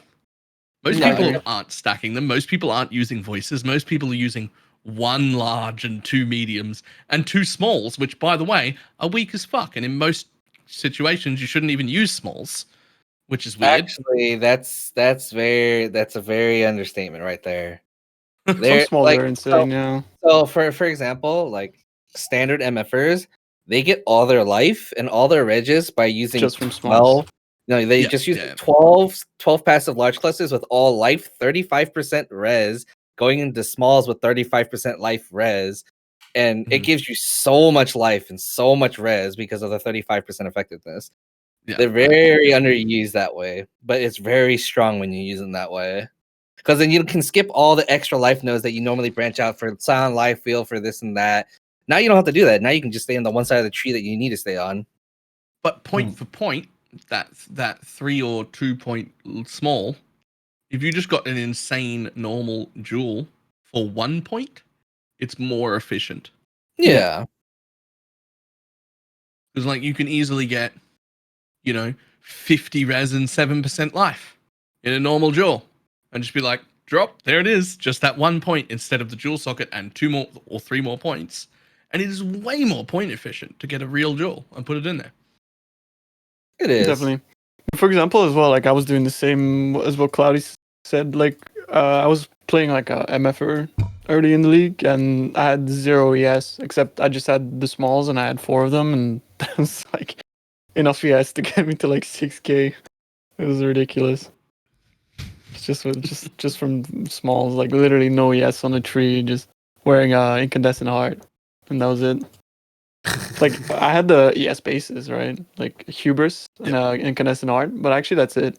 I didn't have sorcerer boots because I was using gold worms, and then I was using Sadimas. So and the belt Incandescent was has like what? headhunter. 200? So Like 200 ES, if that, less than that, I think. yeah, it's Yep. so low. Yep, small clusters are actually really, really phenomenal for Because the thing is all 300 brand flat, stats. right? The notable, and then you can get like if you get 4 passives on them, which I think is the max, right? Is 4 passives or 3? I think it's 3. Yeah, 3 passives, and then you get 25% effect, and the small ones will give you like 8% per. With 35, I think it's either 7 or 8. Yeah, which is almost the equivalent of a large ES node on your tree. Exactly, yeah. And if you have 4 of those, then you're pretty much set. Your entire character can just run off those. Like 300 flat ES, that's insane. Especially if you're pathing through a lot of intelligence, you get your percent that way. Yep, And then you scale all the then you flat. just scale the flat. That's what I did on the aura stackers in last league in Harvest. Yeah. A lot of people are playing like the 4K, 5K ES aura stackers, stacking first amongst and stuff like that. And then Rutu told me how you can get more ES, and it was just literally stacking mediums with int 35% in flat Yeah. ES. Root to the profit. Yep, and I got over 10K ES while everyone was still sitting at like 4K ES. You lose like a little bit of damage, but you gain so much more survivability and tankiness. It's insane. Nobody needs the damage at that point, honestly. You already had like 6 times the damage you needed anyway. Even if you lose half of it, you're like, oh, now I've only got 3 times the damage I need, but now I can't die. Exactly. You also gain like a lot of regen doing that too. Yes. A lot of it was percent-based regen, and you went from 4 to 10, and you're like, oh, okay, now I regen a buttload. Sweet. Yep. In Harvest, I was tanking Cyrus Clouds, which we thought wasn't possible after Delirium, but yeah, no, definitely worked in Harvest if you did the right clusters. Mm-hmm. Crazy. Yeah. So back to my original question. So you don't think a whole lot of the people who will get deep in hardcore are going to be live builds? But no, they will be. They will be live or CI, because both is kind of hard to gear and without a bench. Like I'm trying to wonder, figure out. It's not really that hard to gear though, because you're delving. You side delve early for the whole way down, and you get a crap ton of dense fossils and resonators, and that's generally how you transition into ES. Into CI, yeah. Yeah, but from my personal experience, the transition into CI is always much easier with the crafting bench and being able to supplement with this here and there. I think you just have to go a little bit later, but if you're forced to get fossils, like you're gonna be fine, I think, because most people like they slack on getting fossils early. I think it'll actually be easier to make ES gear over life gear, in my opinion. Yeah, I will agree. Spamming single denses into most things is far more likely to get you a really good CI piece than spamming single Pristines. Pristines are really bad now since they lost underground and they like pristines are garbage. I tend to, if I'm crafting life gear, I tend to not even use pristines. You're better off go with not like using elemental them, or something. Look for good reses and just craft life normally. Obviously, we can't do that this league, but like generally speaking, that's. Yeah, but I think you'll see a lot of CI builds, because the issues with getting the deeper portions, the reason why as the HPB goes CI is because of sulfur vents with chaos zombies. You kill them, they explode, and no matter how much life or how much mitigation you have, if you're not CI, you will die. There's no surviving it. You will just straight up die. You can have capped chaos res, you can have the whatever the Legion Joel for more max. You can have 85 max chaos res. You kill one of those packs at a deeper depth, you die. There's just nothing you can do about it. What's the threshold that you'd say where that happens? I think about 600-700 is definitely where before we all just started degenning and swapping at 300-400 because we were lazy and just wanted to speed delve. We just wanted to push fast, yeah. Yeah, before that extent, most people would push to about anywhere between 600 to 800, like Mott's Toxic Rate or Herald of Agony Raider build. He could push like to 1200 with some okay investment into his build, but for the most part, you're gonna see it's like a 800 depth where that becomes a real big issue. I think 600 I think in this league, like 600 is gonna be already insanely pushing it because of like the restrictions. You're not gonna be able to get any chaos res. So if you think about it, like investing into chaos res, you're way better off just investing into just swapping off tanky. That's why we always also go like 300 and then we swap, because it's like if you're investing into like actually being tanky, what you're doing actually is you're just sort of like delaying your push speed by you're gimping your spending damage. money or spending time and currency into something that you're not going to be later on anyways. So you may as well just start investing early on into ZHP.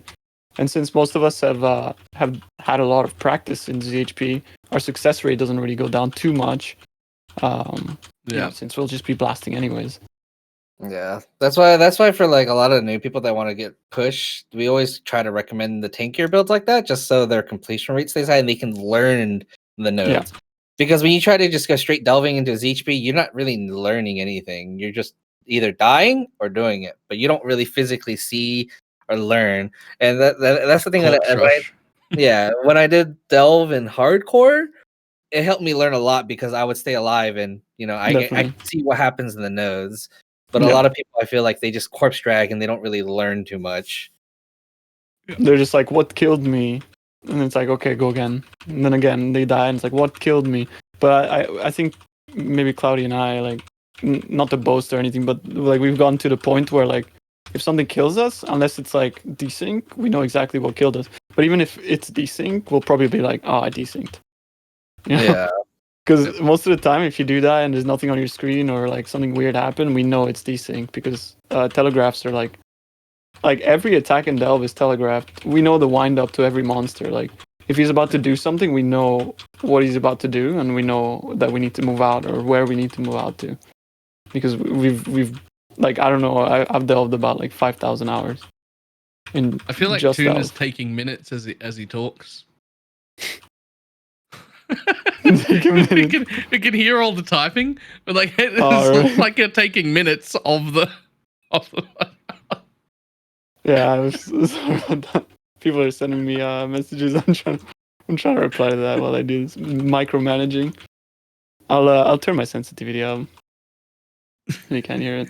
He's just keeping that APM up. The delve multitasking because the time is so short these days. Because you're like, oh well, tomorrow's the event, so I'm gonna be extremely busy, and then it's like, and it's also like it's such a time crunch recently with these short events, man. As a streamer as well, I think, because you also want to do other things, right? And then it's like you're just crunching the entire time. Especially if you want to get YouTube content out or other sorts of content next to these events, it's like near impossible, in my opinion, or like hard. Yeah. I mean, obviously, if you can do a one take and send it to someone who edits it for you, it's easy, but. Like, for example, today, like I never do YouTube videos, but people have been constantly asking for me to do one. So today I literally just woke up and I was like, you know what? I'll just do one of those videos. You know, like how Tarky does them. He just, hi guys, Tarkat here, and then he just talks. Yeah. I just figured, why not? One take, go. You get on there, dude. One take, go. Well, I mean, to be honest, unless your video is super successful, and you can't really know that nowadays with the YouTube algorithm from beforehand, then it's usually not worth to do more than a one take. Like, true. It's just it doesn't compute. Like the return that you get from ad revenue or in terms of attention, and it just doesn't work. And YouTube videos are so much time. Like even if you just do a one take and you want to go the extra mile and to add an intro and an outro and maybe like do a cut here or there where you lost track of what you were saying or you said something wrong, like that's already like at least another 20-30 minutes of editing and exporting, and then the uploading, doing a thumbnail, writing the description, so much. Especially considering that like I'm not monetized, for example, on YouTube, and I don't think that's what I'm doing it for. It's mainly just to get like more people engaged with the content you're interested in. So then maybe eventually you might get some people to come into the stream or whatever. But essentially, it's just to help out my community for the most part, which is why I do it. If people are constantly asking me something, it's like I see the same question being asked over and over in chat. I'm like, that might be something worth going over, and then I try to like make a video about it. But I'm so lazy. Like, too many answers to the same question. Here's it, and it's too in depth. It's not like a one word answer. Fuck it, make a video for it. Point everyone at that. Yeah, no, that's true. First and foremost, I obviously try to help people, but it's like always, like Tuna said, nowadays you get so many things that you could be doing with your time, and you can only decide for a limited amount of things. You have to min-max that time spent. Yeah. What depths are you aiming for? All of them. Yeah. So. To be honest with you, like it's confusing, right? Like Cloudy, like aren't you like a little bit like sort of still don't really know what you're gonna do? Because I'm there.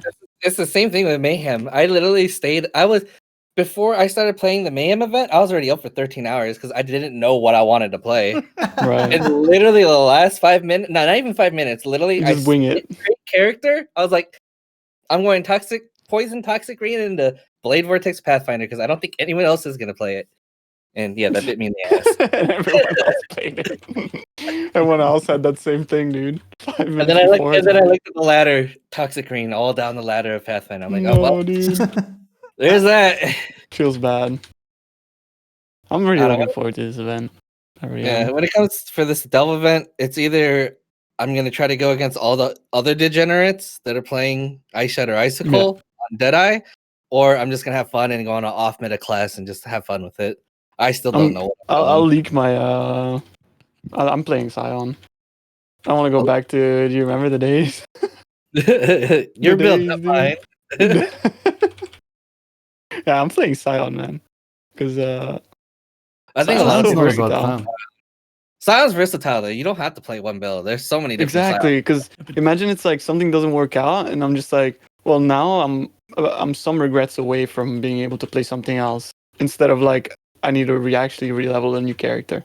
Yeah. You know, because you're Scion, you're just And here's it's like the a thing Swiss about Army that. knife. Scion's kind of bad until Uberlap, which you have to unlock in maps. Right, that. that's true as well. It's Yeah, only- In it's only Delve, level- you just unlock at It's only 75, level. Yeah, it's only 75 Yeah. to get the very last lab. It's actually not that bad. which is You really can good. actually, yeah, you can actually, depending on your gear, generally, you can literally push to 75 no problem with like no gear on a Yeah. 4-link, just pushing. Yeah.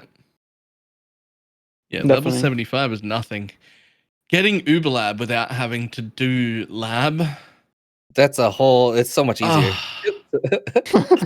Sneak And at preview the for appropriate PoE2. level.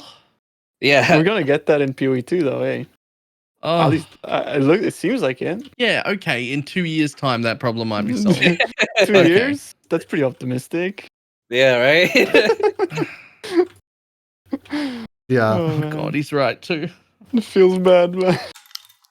By the I time mean- PoE2 comes around, we'll be able to do ExileCon again. We'll actually be boomers, man, by that time. Holy shit. Imagine next ExileCon PoE2 release trailer. Jesus. I mean, it's probably gonna happen. Let's be honest here. I mean, I'll Yeah. go. I'm doing it. Yeah, look, you live so close, man. Feels bad. Yep. I looked into the last one. I was like, yo, how much would it be to go? It's like, oh, it's like $8,000. Oh, I can Alright. buy a really nice car from that. Or I could feed myself for a year. Like, holy moly, Who no needs way. food? Worth it? I wish. Learn to lose weight Hey, while look, streaming. Bro, Listen. have you seen me? You know there's another one coming up, and it is 2 or 3 years away. Yeah. So start So saving up, you're like, saying? just like put away a tiny bit. Yeah. every but week then or you think to fortnight or yourself, month it's or like, whatever, but then just you like a could get a tiny new bit. PC by then again. It's like, and you sit at your PC like 12 hours a day. So Dude, I don't know. I had feel like my priorities have always been more geared towards like my everyday life rather than like taking sort of like a holiday or whatnot. yeah. Mm. Think of it like a work expense. That's true, actually, because you could be networking, right? I suppose. Well, I now regularly talk to 4 or 5 GGG employees in DMs and emails Right. and stuff, which I did not before. Right, makes sense actually, yeah, because you get to Mhm. actually like talk to them. Not to mention all the other streamers, content creators, not to mention all the like other people who are just Right. PoE fans that we met who Yeah. are awesome. That's But true. it's too good. These sort of events, if you're a content creator, are too good of a business opportunity to not go to once you're large enough to warrant it. Meaning, Yeah, if you makes can afford to do it off You should the do it. money you're making, then you absolutely should. You shouldn't take out a loan or like overstretch. If it's something that's like, if I do this, am I going to be able to pay rent when I get back? Okay, you don't make Mm. enough, right? Yeah. Don't risk things. But if you've made enough that you can, it's too good of a business opportunity to not go. Yeah, it makes a lot of sense for sure. And like even outside of like the whole like business opportunity, it's still our favorite game, and It's like better than going to like to anything. Like, it was the most fun week of my entire life. Right, like think about it. Like, what are you gonna do? Like TwitchCon? Like that shit's horrible. You know? Yeah. It's like TwitchCon is cool to network. I've never been to the US one, but the EU one was pretty fun. I have to I say. would go to TwitchCon if it was in my country, right? I wanted to go to the exactly, Amsterdam exactly. I one. wouldn't travel Yeah. for that. Yeah. Yeah. Oh man. Like I would I'm so definitely sad go, about but that. I wouldn't spend, you know, 5 or 8K traveling and staying overseas somewhere for it. Nah. I really wanted to go to the Amsterdam one because I used to live in Amsterdam, so it would be like a reason to go visit friends, but also like, you know, to basically do two things at once. So yeah, that's something I was looking forward to actually.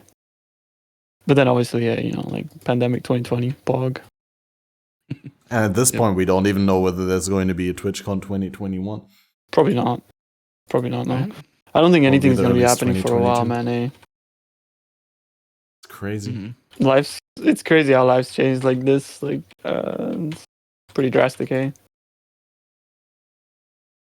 I mean, I know like we like to joke about like how it doesn't affect us and whatever, but it's still kind of like It does, but it doesn't. yeah.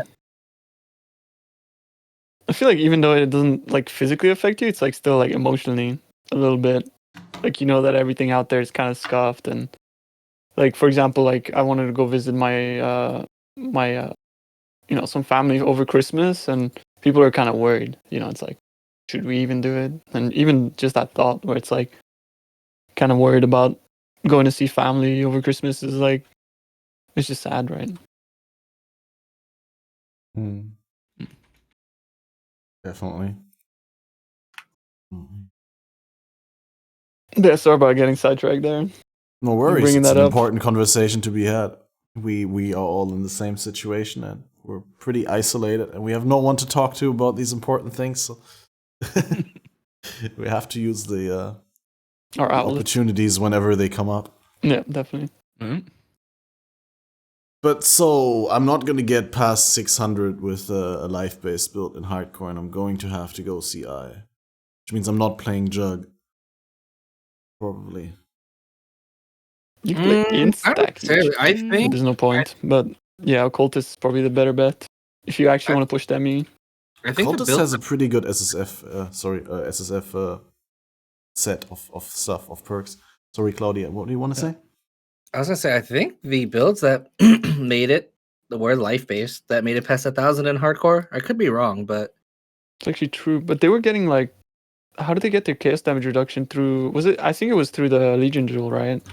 the Legion Jewel and Pantheon, so you can still probably get to like 800-900. Yeah, but we have neither of those things. The thing that scares me the most about softcore is the Pantheon, yeah, because we have no Pantheons. There's no so Pantheon. we're gonna have to farm like. Are there none at all, or is it Not- just not no at all. upgrades? There has not been an FAQ for that under their FAQ thing. They wrote that on Reddit. Someone asked, and we're not gonna have Pantheons, so we're gonna have to farm.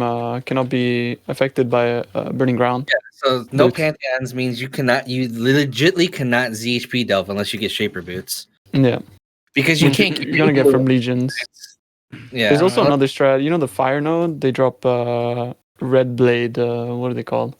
Yeah. True. Like yeah. But in order to get there, you're gonna have to go through the fire zone. Yeah. Oof. So I mean, a lot of it for the ZHP delvers, you have to grind out gear and the levels. There's no way about it. There's no rushing or speed farming through it. You have to grind it out. So like actually, you might see people like going for like 1k early, and then there'll just be a Omega hard stuck.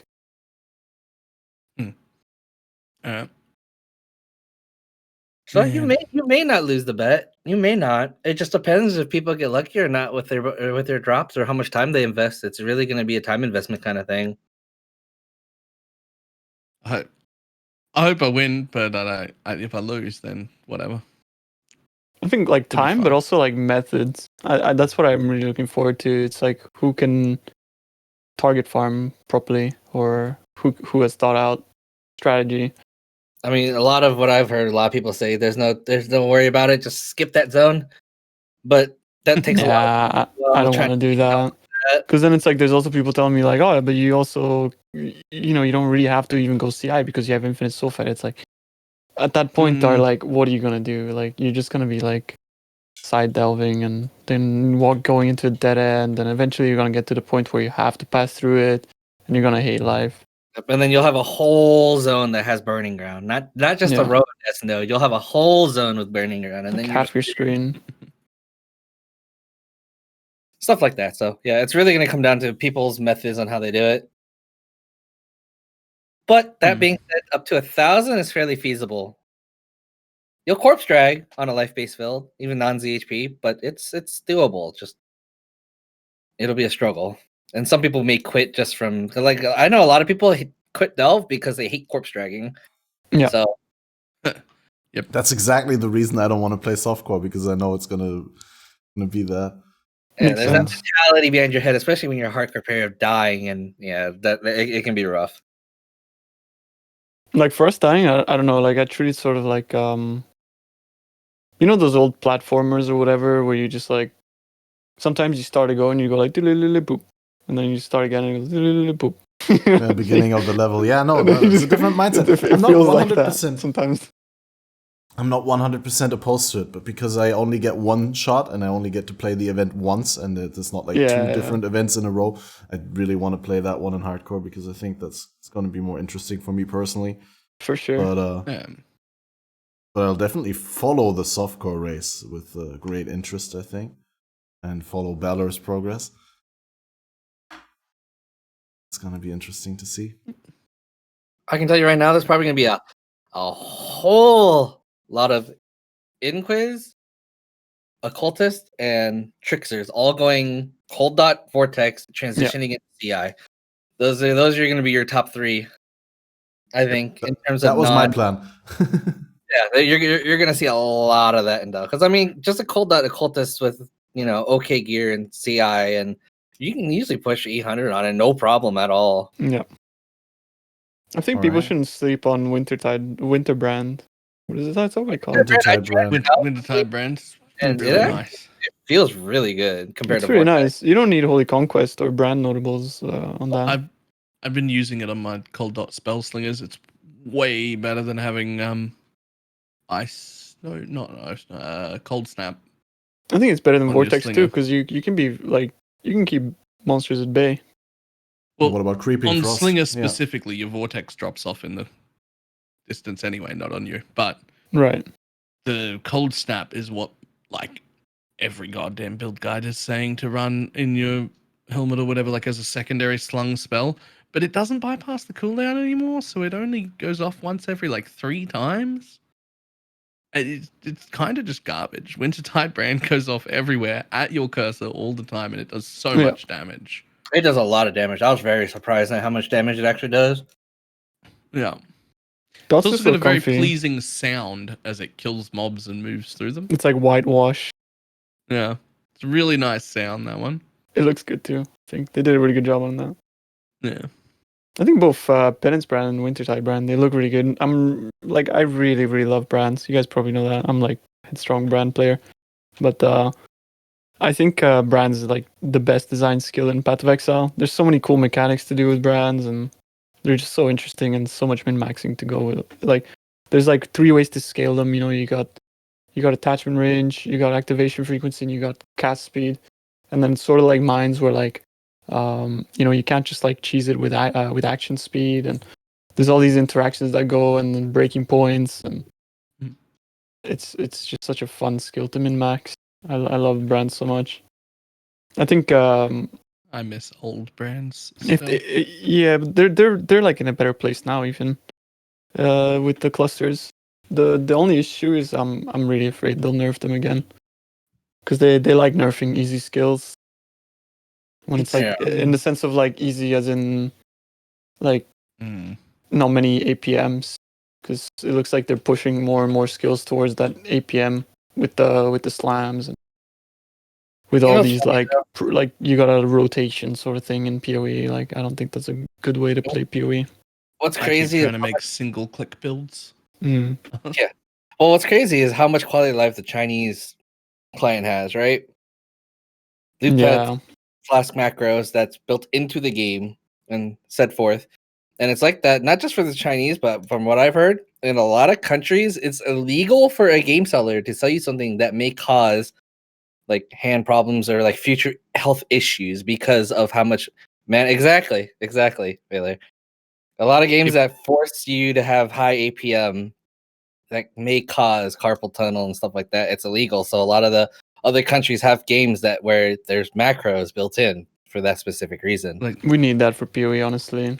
That's Really? one thing that I it's have- like I'm really like upset at GGG for not like facilitating have- because straight up for the last year, said without any hesitation at all, if I were not a streamer, I would be using an auto clicker in PoE to link and fuse to jewelers and fuse things, because that's just though. 1,000 rapid clicks for no goddamn reason. yeah. And then there's absolutely no chance I wouldn't use a flask macro too. There's no chance. I just wouldn't play the game without it. The One only thing reason is, I don't use those things is because I'm streaming and someone will report it and I will get banned. So I don't do anything that's against the rules. But I can say I think the rules are bullshit and I don't like them. I agree. One thing a I won't GGG break employee them, said in an but interview is he uses I hate it. scroll click. So he binds his scroll wheel to click, Yeah. and that's allowed. So I've started doing that, which is pretty chill. But Yeah, still. it's only allowed if you can't unlock the scroll wheel. Apparently, yeah, it's so stupid. 503. yeah. I have a I mean, 502. dude. they're I'm not safe. gonna look to see if you're unlocking it and doing it. I mean, it's realistically, it's scroll wheel click is fine. Yeah, Yeah. there's you can also set up like one hotkey that will rebind your entire numpad to left click. And then you can just hold shift and just go spam your numpad. over everything. One thing is though, like even when I'm streaming, it like even if I know I'm using the scroll wheel, sometimes I feel like it's like sus, and people always ask the question like, "How are you clicking so fast?" Oh, You I get know? that. And so sometimes I like don't use it just because it's kind of annoying. I get just accused of using the a flask questions. macro all the time because of this thing. Yeah.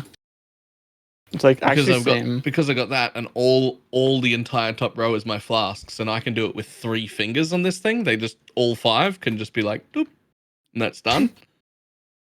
And because I can do it with 3 fingers and press 5 buttons, and I never look at my flasks, I just press the buttons every like 4 or 5 Right, you just seconds. smash them all. Yeah. I'm never gonna run out of flask charges while mapping, so it's just every few smash them, yeah. seconds, all my fingers go down. I get that all the time. Using a flask macro? What flask macro are you using? And I'm like, I wish I could use a flask macro. Fuck off. It's just my hands. Yeah, and it actually gets painful after all. Like, not Yeah. gonna lie. There's other games that are actually more painful, but those games actually facilitate the use of macros. So, but still, it's like sometimes like if you want to be most efficient, then macroing things might not be the most efficient way. But in PoE, like things like just it's so like routine, you know, like flasking. Like if you're like you always have flasks and they're always up. So I feel like they should facilitate something like that. Like it makes no sense not to have that in the game, honestly. They just want us to all have carpal tunnel by the time we're 40. Hopefully not, man. I mean, if you have carpal tunnel, then you're probably not going to play a lot of PoE anymore. And if you don't play a lot, then you're not going to spend a lot. So, I mean, obviously, it's in their interest to keep their players as long and healthy as possible. I mean, You'd it's hope not so, like- Keep them yeah. addicted. You know how the best viruses don't kill their hosts, right? You know what PoE really surprised virus. me? Back in the day when they had that Reddit thread of that popsicle stick, is this considered a flash mac? When they said yes, that's Yes. bannable. I thought that was the most completely retarded thing I've ever I seen. thought that was a meme. Look, they until said someone it's, actually showed yes, me it's the thread. bannable, but there's literally no possible way that they could ever know there was a fucking popsicle stick on your keyboard. Yeah. The only way they know that is if you take a picture of it and tweet it at them. Otherwise, they have no clue. Like, they can't tell. How can they possibly tell the difference between you putting a cap over all your keys or me with 3 fingers pressing 5 buttons like that?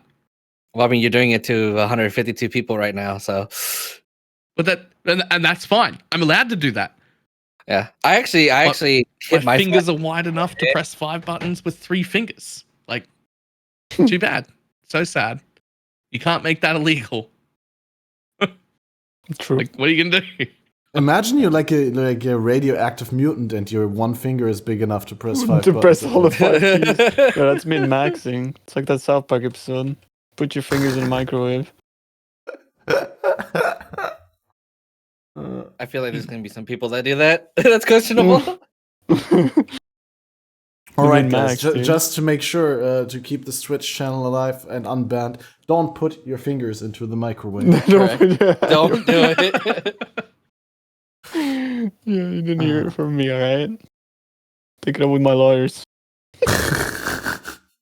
You guys have your eyes on any of the starting items, and how long are you planning to use them? Like, I think you know what's cool about the starting items is you're gonna be able to spam create characters to corrupt them. Yep. yeah, that's a bit ridiculous almost. Yeah. So maybe the frenzy one, the frenzy swords, are pretty cool for miners because charged mines is a thing. So Yep. spam corrupt them for Easy. like PoE is nuts. you can get what can you get on daggers? There's you There's get power charge on penetration? crit, No. I think. No. Can you get pen? No, that's attack pen on daggers, I think. Right. Actually, you can't get much on daggers, I don't think. That's true. Yeah. But you can get AOE, I suppose.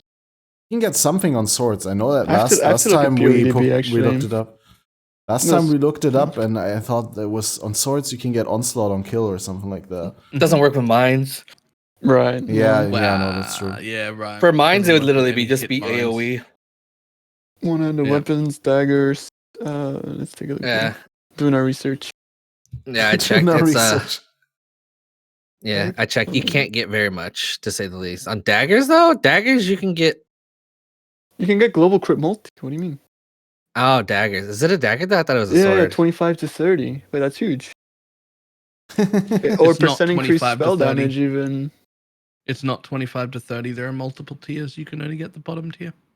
Right. Is it though? Because Oh, no, it's I'm item seeing one. only one weight. Yeah. One Is way. there only one weight on that? Yeah. that's- Okay, And quite a same with few spell of them damage, have like 50 to little 60 baby spell versions. damage. Hmm. Those are pretty nice, man. Yeah, daggers actually have, yeah. Wow, that's actually, crazy. 50 to 60 increased spell damage. That's actually pretty fat. Yeah. And obviously the 30 multi. They're really nice. 1000 Leaking weight as strats. well. Because they're Leaking all the like strats. they're all the same weight. Except for like the flat damage ones, those have three Yeah, rolls. flat damage And has higher they tiers. but the crit multi is item level 1. So unless they make it item level 0, which is not a thing, we'll be fine. We can do that. That's Pog. It's also funny actually that they're fun. all white sockets as well. Let's not forget Yeah, that. it's super nice because then you won't ever have to worry about the whole socket thing as well. Yeah. Yeah, which would be a little bit annoying if you corrupt them and you don't have the bench. Mm. You know, now that I'm looking at it, that one dagger is actually pretty crazy. It might Not be even the frenzy Biss all the dagger. way, dude. Like the fragment of eternity glass shank. Yeah, you get no spell damage, which you could corrupt for, but it's 100 crit chance and 45 multi. Right. And then you Crit can get chance 30 I is think multi on local. top of that. that's literally best in slot the whole way. I think. I don't think Yeah. you The beat crit that. chance is local. The crit chance is local. It's global. Oh, is it It's- local? Is it local? It's local. Oh, Look it at is the local. crit chance on the Ah. item. Also, it doesn't say it's global. the frenzy charge one that's really crazy, I think. The frenzy charge is a sword. It's not a dagger. Wait, is it? Yeah, it's Oh a sword. no, Yep, no. yep. Was- I didn't do Yeah. my research. dude. Not like this. That's why you called it the frenzy dagger all the time. Yeah, what can you get on swords then? You can't get much. Only AoE. I already checked. Onslaught on kill, which is interesting. Doesn't work not for with minors, mines. but yeah, I know. But Interesting for everyone. it does work huh? with cold dot. Does work with cold dot. Oh, that is true. That is true. Yeah, true. Mm. Yeah, swords are absolutely shocking. You're gonna hit resolute technique on that. Feels bad. Hmm. As if there's no crit multi on swords. I suppose just AoE. Well, so for your starters, you would go with the. I mean, what would you pick? Are you decided on don't that, have or you to just pick. gonna try different? Yeah. I'll I mean, be- you can have everything, but you're gonna go dual fragment of eternity. You go one sword, one dagger, or you go. I'll probably go like a sword dagger to be honest, the claw is insane that you get a level 20 hatred at level 1, and socketed gems have 50% reduced mana cost, which is that pretty carries okay. super hard for your early 3 link. I mean, from level 1 to level 40, 50, 60. Yeah. You might even want to start with an attack just because of that. Or is it Really? no? For attacks, it's like also percent. If it was Wrath, Oh yeah, dude. If only if it was You red. honestly go Raider, go freaking fucking sorry, language. Go Frostblades. Use the one dagger for that crazy crit chance and the other one for the hatred. Easy cruising for melee. yeah, you could do actually. That would actually be just- insane for Frostblades. I just realized hatred is for Cold Dot also almost as good as Malevolence. Hatred is amazing. Yeah. Such a strong aura. I don't know if they're gonna nerf it. I'm scared. It's just double dips like no other aura, and it pushes every build into like, are you playing a fizz spell? No. Why not? You know, like yeah. Like every endgame build I end up playing, it's just fizz spell. Fizz spells is too good because of hatred scaling. Let's see. Because the thing came up, on kill does not work with mines because the mine is a separate entity that is a reflection of your damage. So the mine kind of deals your offensive stats, but it is a separate entity. So on kill effects would be granted to the mine and not to you. While curse on hit just means that on your hits, which the mine technically deals, it applies the curse. Well, you know what's funny, which I tested this league, is the curse cluster, where you unnerve enemies you curse and Yeah? you call Right. enemies you curse, works with mines. Oh, okay. So Wow. you don't get the It's on actually kill. only the curse on hit gem that doesn't work with mines. The curse on hit gem you can't curse on hit with, but if you get a curse corruption on gloves or on the ring or the clusters like that, those all work. Yeah, that's Yep. specifically because the curse on hit gem also says that it won't work with those abilities. Right. I think it specifies. Yeah, but exactly. that's the one thing I didn't think would work is the curses you inflict, you get unnerve and coal. I But thought I that would think it's not work because, with like, mines. you're hitting right and you're inflicting, so it's sort of like as if you're triggering the curse from Right, your so- ring rather than the mine actually cursing. The, Do you know what I mean? best way to think about it is that mines, traps, and totems all work the same way in that they take all your offensive stats but have their own defensive stats. Exactly. Mm. So something you would gain on kill, you will call a defensive thing because gaining Right. charges. Ah, Right? true. So it okay. can't do those because it's its own entity. But something that's offensive, it takes those stats from you. Which Unless is it's That makes a also lot of sense. exactly It's an extension of you offensively, but its own defensive entity. which That's is also the best way to reason think why about it, yeah. it's also the reason why totems can only have endurance charges and not frenzy or power charges. That makes a lot of sense. Yeah, because if you get frenzy charges, it affects your totems because Exactly. they're taking your offensive stat. There's exclusions to that as well, because if you kill with a damage over time, it's always attributed to the player, regardless if it's from a Does mine that- or not. That can Yeah. even be from minions. Yeah, right. Yeah, Like if the fundamentally. minions kill with damage over Minions and time a as well poison damage over time kills, it attributes to the player. to the player. Yeah, Mhm. but why? There's Like, so that's many one thing I've weird- always there's been so many- confused about. I think it's just I- maybe I don't bad know. coding that never got fixed, and they just said, "Screw it, let's roll with it." I don't know. Yeah, it sounds like it, right? It's just how damage over time seems to be working. Although that with the minions is really counterintuitive. You would assume that minions have their own damage over time. And Yeah. they don't deal your Especially damage since over they're time. still alive. So like Yeah. anything you could get on kill, they're still there.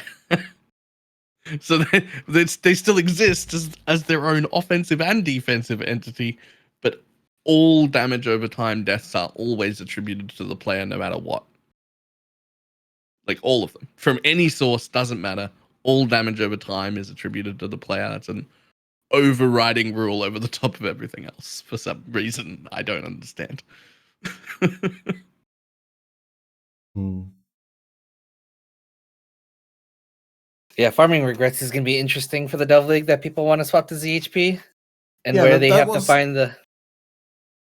Do we get regrets at all? We only get the skill points, not the refund points that we normally get from the quests. No, you get refund points. You get a total of 20. Oh, Once you you reach, do get the same normal 20 you, refunds. Yeah, Okay. you still get the same normal regret points.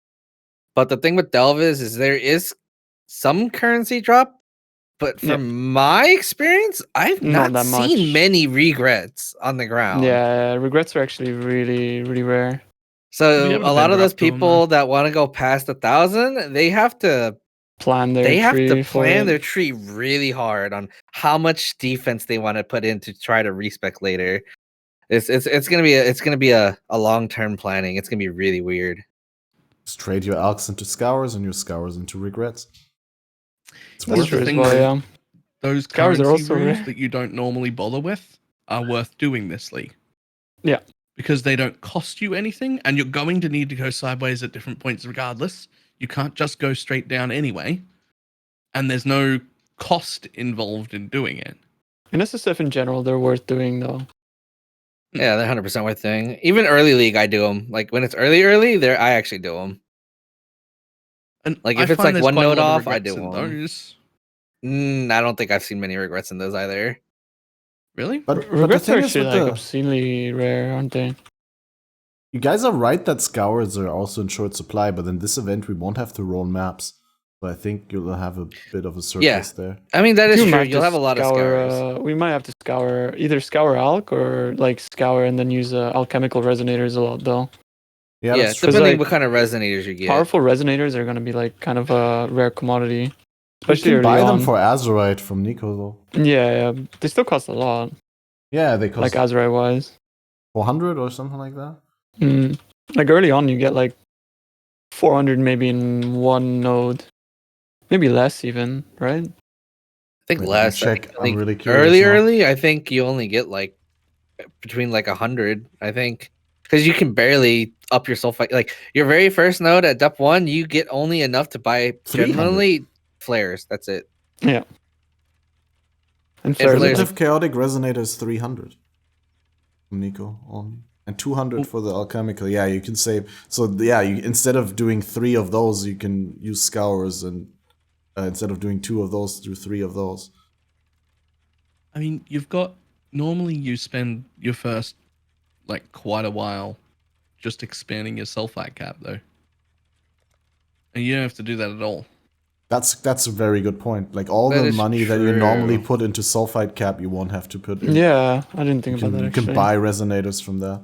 But even then, it's not that much, though, is it? I mean, it is kind of a lot. Yeah. In resonators, it's probably 100 resonators. Easy. Like that's your first like straight few days. Any Azurite you get just goes into cap, right? Like you don't put anything in anything. You just I get radius. I get light radius. Chaos resist is darkness resist is negligible. Early on I don't do a lot of side delving because it's not worth my time, so I don't need flare radius a lot.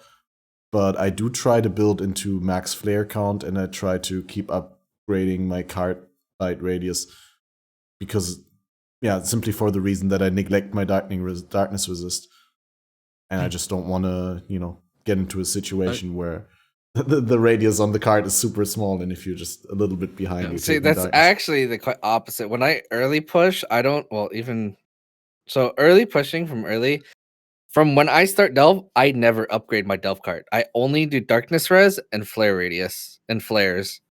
Okay. Even for darkness farming, but because the thing with the delve card is mobs in darkness react slower or don't target you at all. So when you have a 0 cart radius, even as you go deeper, you're technically safer, but not safer at the same time. You have to get used to the playstyle. It's something that some people don't like at all and need cart radius all the time. But it's a 50-50. So that's the same thing with flare radius too, is when it comes to deeper delving, some people like to try to keep up the flare radius.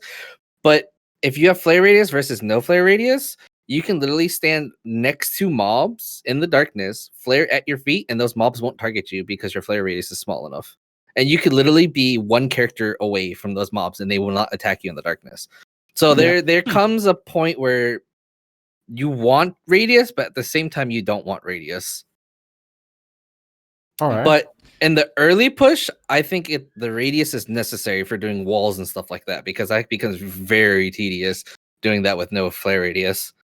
But you would say you'd keep the card radius at the minimum, but you only get flare radius. Yep, I only do generally when I start my push and I'm darkness farming and all that. I always do flare radius and darkness resistance, of course.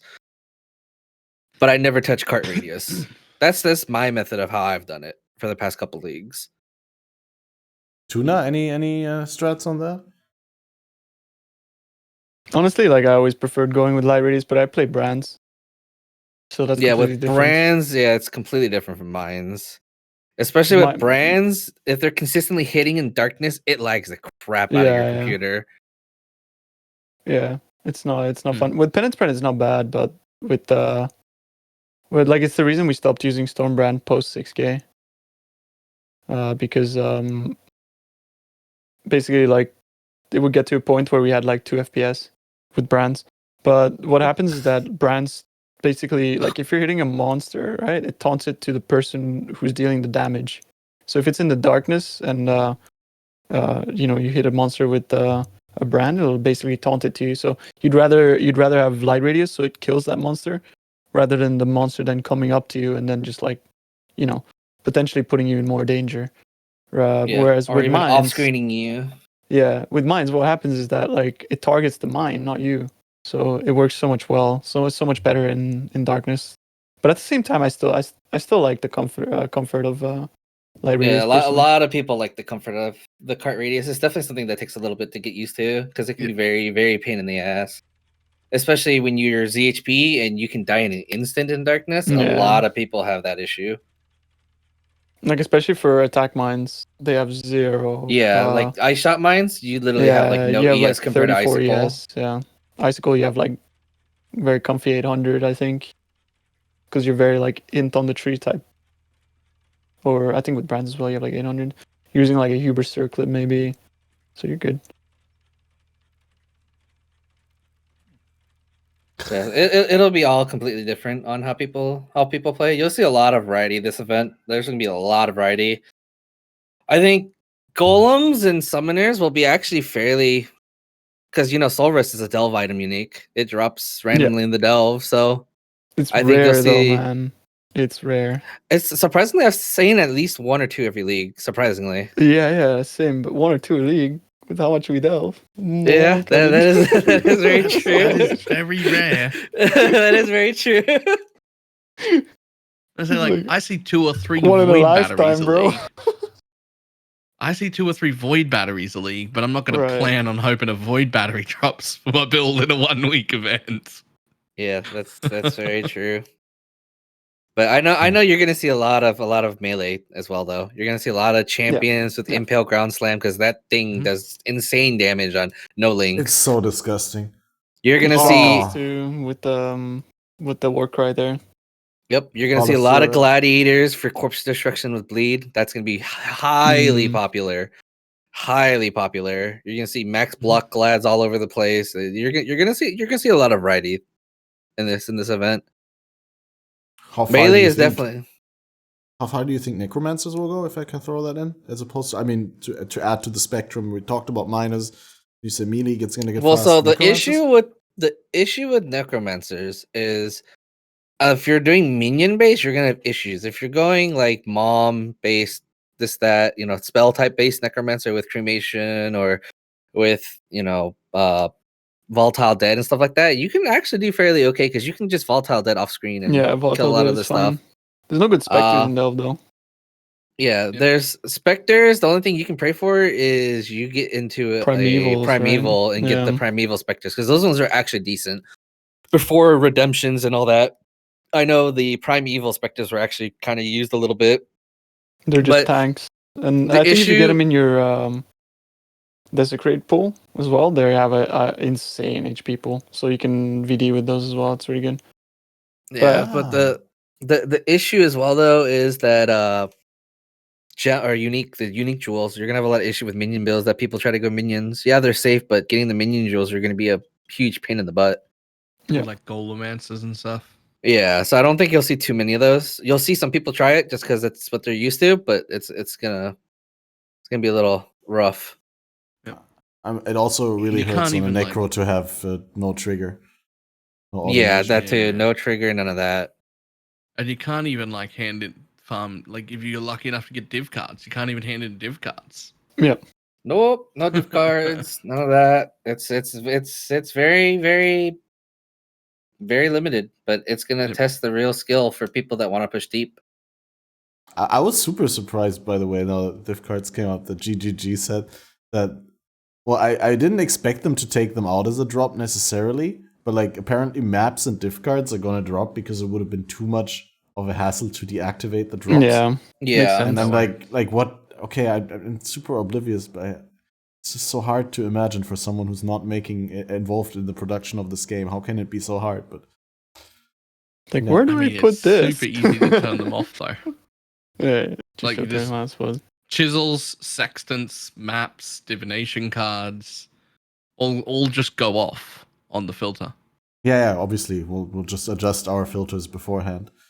There is also someone who uploaded like an adjusted filter on Reddit already, and I'm sure there's been adjustment made based on the feedback. So probably I'm gonna pretty be a good lazy variation of gamer NeverSync. and just use a regular filter from NeverSync.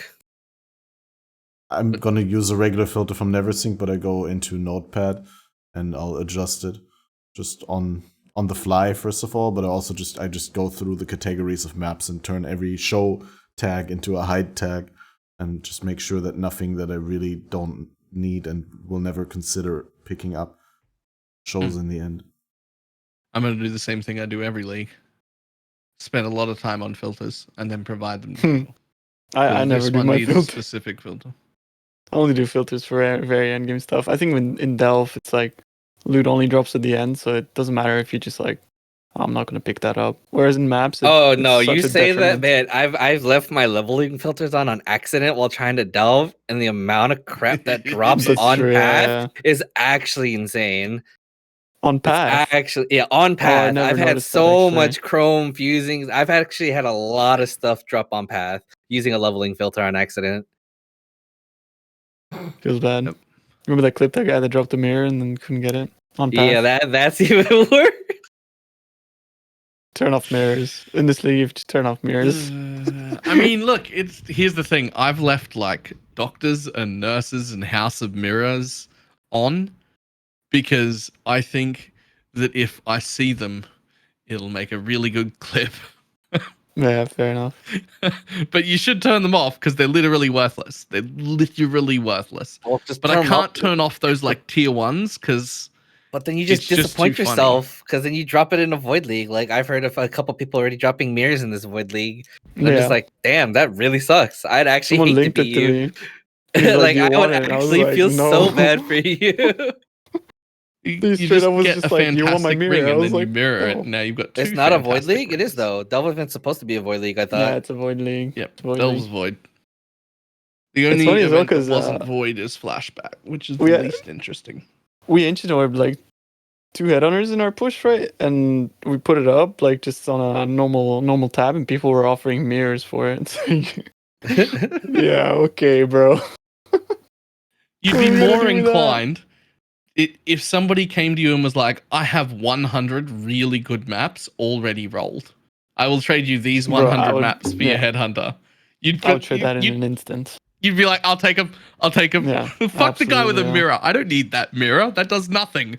What I need is 100 pre-rolled maps, buddy. Even like Like, a that's- 1,000 chisels or something, I'd be like, yeah, okay. Yeah, like give me something. Like you got to think about it. It's a race. They're racing and they're in the lead. They don't need your currency. No one wants the mirror. They Mhm. need mapping supplies. Although I do Rolled wish maps that save you time. I wish they would have not voided the Delve League. I actually want some of those starter items to MTX transfer over. Hmm. They do look cool. Yep. I actually like some of them. I'm like, why? Yeah, like the quiver looks amazing. Yeah, like I Just- want a skin transfer that quiver. It looks cool. It looks so All good. right. Just real quick. Did anyone find it weird that they voided any of the leagues? Mayhem, No. yes, I can understand why. Just a they little would bit void ago, we Mayhem. had Harvest. Did that not shit on everything more than Mayhem ever could?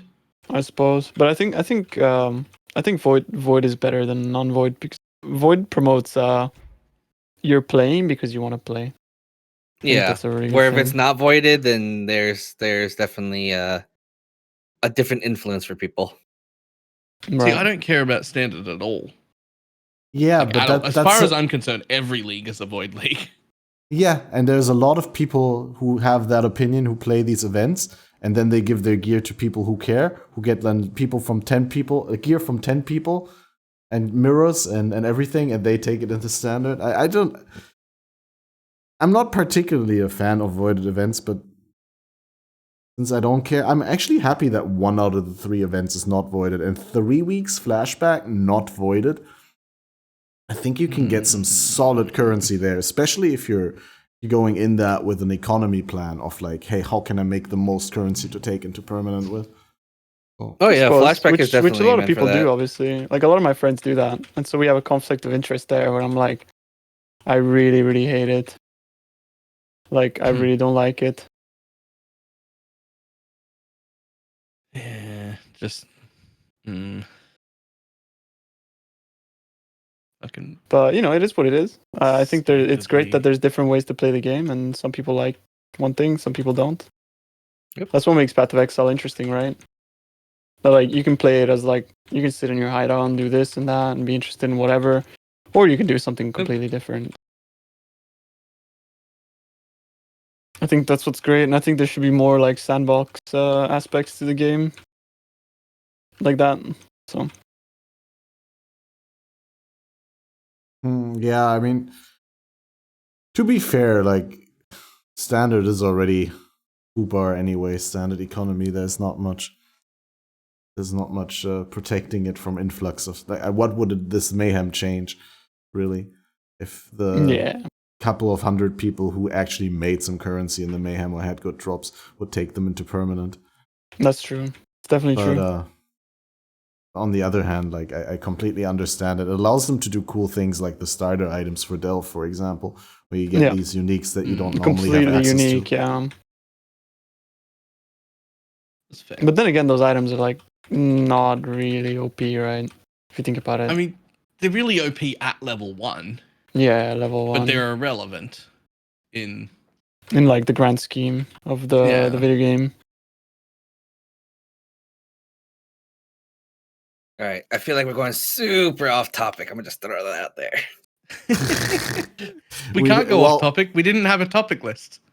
That is very true. That is and very if we true. had one, flashback would have been on there. Like, I mean, the beginner was a little bit talk about mayhem. Then obviously the main part was supposed to be endless delve, and I think we did a good job at that. And then talking a little bit about the flashback is. My issue with the flashback and the reason that I won't play it is because heist is in the flashback. Same. I just don't like heist. I despise at all. heist league. Yeah. It's so bad. Like if it did not have heist and it was a flashback of more flashback leagues, then I would 100% play it for fun. But actually, same. With heist being in it, it will still revolve around doing heist. Like you want to race to level. Play it? Legacy League. A lot of people. Yeah, but I mean, like if you want to rush 100 for your demis, you're heisting. You're heisting 100%. Yeah. There's so much EXP in heist. There's no reason that's the only reason why I won't play the flashback event. I think that's dumb. And I find I'm gonna play it, but to practice Haku builds. missions. Let's go. Haku missions, except we added doorways that you have to wait for. Haku 2.0 now with doors. I don't know. It's like I think it was a really, really good effort in like the grand scheme of like like the voice acting, completely new zones. It's pretty cool. The whole but story portion is fantastic. Yeah. And the grand heists are really interesting. Yeah. But you don't spend most of your time in them. A chess clicking simulator, so yeah. There's no actual interesting gameplay elements where you're like, yo, I need to min-max my... Like, you just make a lab runner. That's how you play that. There's actually a YouTube video I saw. It was a lightning warp lab runner. Yeah. That was so good. That was cool. Nice. I actually slick wanted to make it just to try it out. Are we talking about the same one? where he lightning warps in the beginning, swaps boots, runs the whole thing, and then he gets teleported all the way back to the beginning. Yeah, it's so good. That's so gimmicky. It's I wonder so how good. reliably you can pull that off. Or reliably. He's got a video of him doing like 9 of them in a row without failing. He just walks in, presses lightning warp, swaps his boots, runs straight through to the end, picks up a whole bunch of stuff on the way, opens all the chests, everything, picks up the thing at the end, and then lightning warp finishes and he's just back at the entrance and walks out. And I always That's thought that for amazing. lightning warping you need to have line of sight, but I was taught a lesson there. Only when you cast it. Yeah. Mm. All right. You need line of sight to when you cast it. But then you don't get all the good XP on the way out in repository. Hey, Well, fuck. no, it's just a more yeah, fun he's just meme doing it straight build. up for just loot. But at the same time, I don't think he played it because getting the timings right is really awkward. Imagine And you're it's just- only like it's just halfway hilarious through, to and then see, it's like, right? yeah, Yeah, It's just amazing. It was hilarious. definitely cool. Yeah, like a movie or something like that, like a perfect plan coming together. Just like a heist. No, what did I want to say? One thing that I'm disappointed with the flashback is there's been a long time since we had a flashback. And last flashback was Synthesis flashback. And what was really cool about Synthesis flashback was that you do the finished memory nexus mapping from Synthesis League, which was pretty awesome. And that combined with the flashback mods. Whereas in Heist flashback, you have flashback here and Heist there. And Heist, like you guys already True. pointed out, is a Completely superior separate. option. But there is no flashback mods in Heist at all. That's my problem For with some that. reason. For some reason. I mean, repository already performs single digit FPS. You don't need Beyond on there. Delirium. Tell me what I don't need. I do understand that it's like probably technically almost impossible to make that happen in the current state of performance and optimization. But yeah, that's it's probably it defeats the purpose of having. Either way, I don't even know if I'm gonna play it. Take it as Because an opportunity Heist to was so- prepare, right? For next Because league or Heist something. was so boring.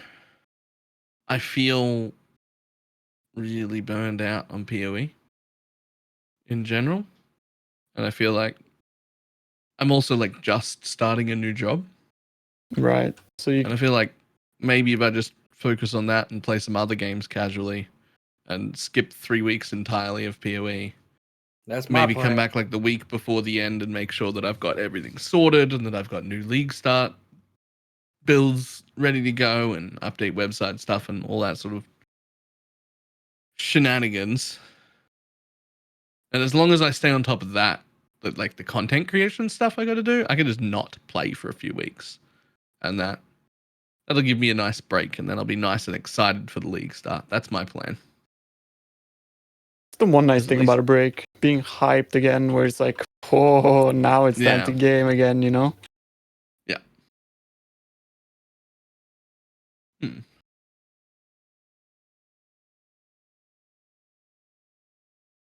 That's what I'm hoping anyway.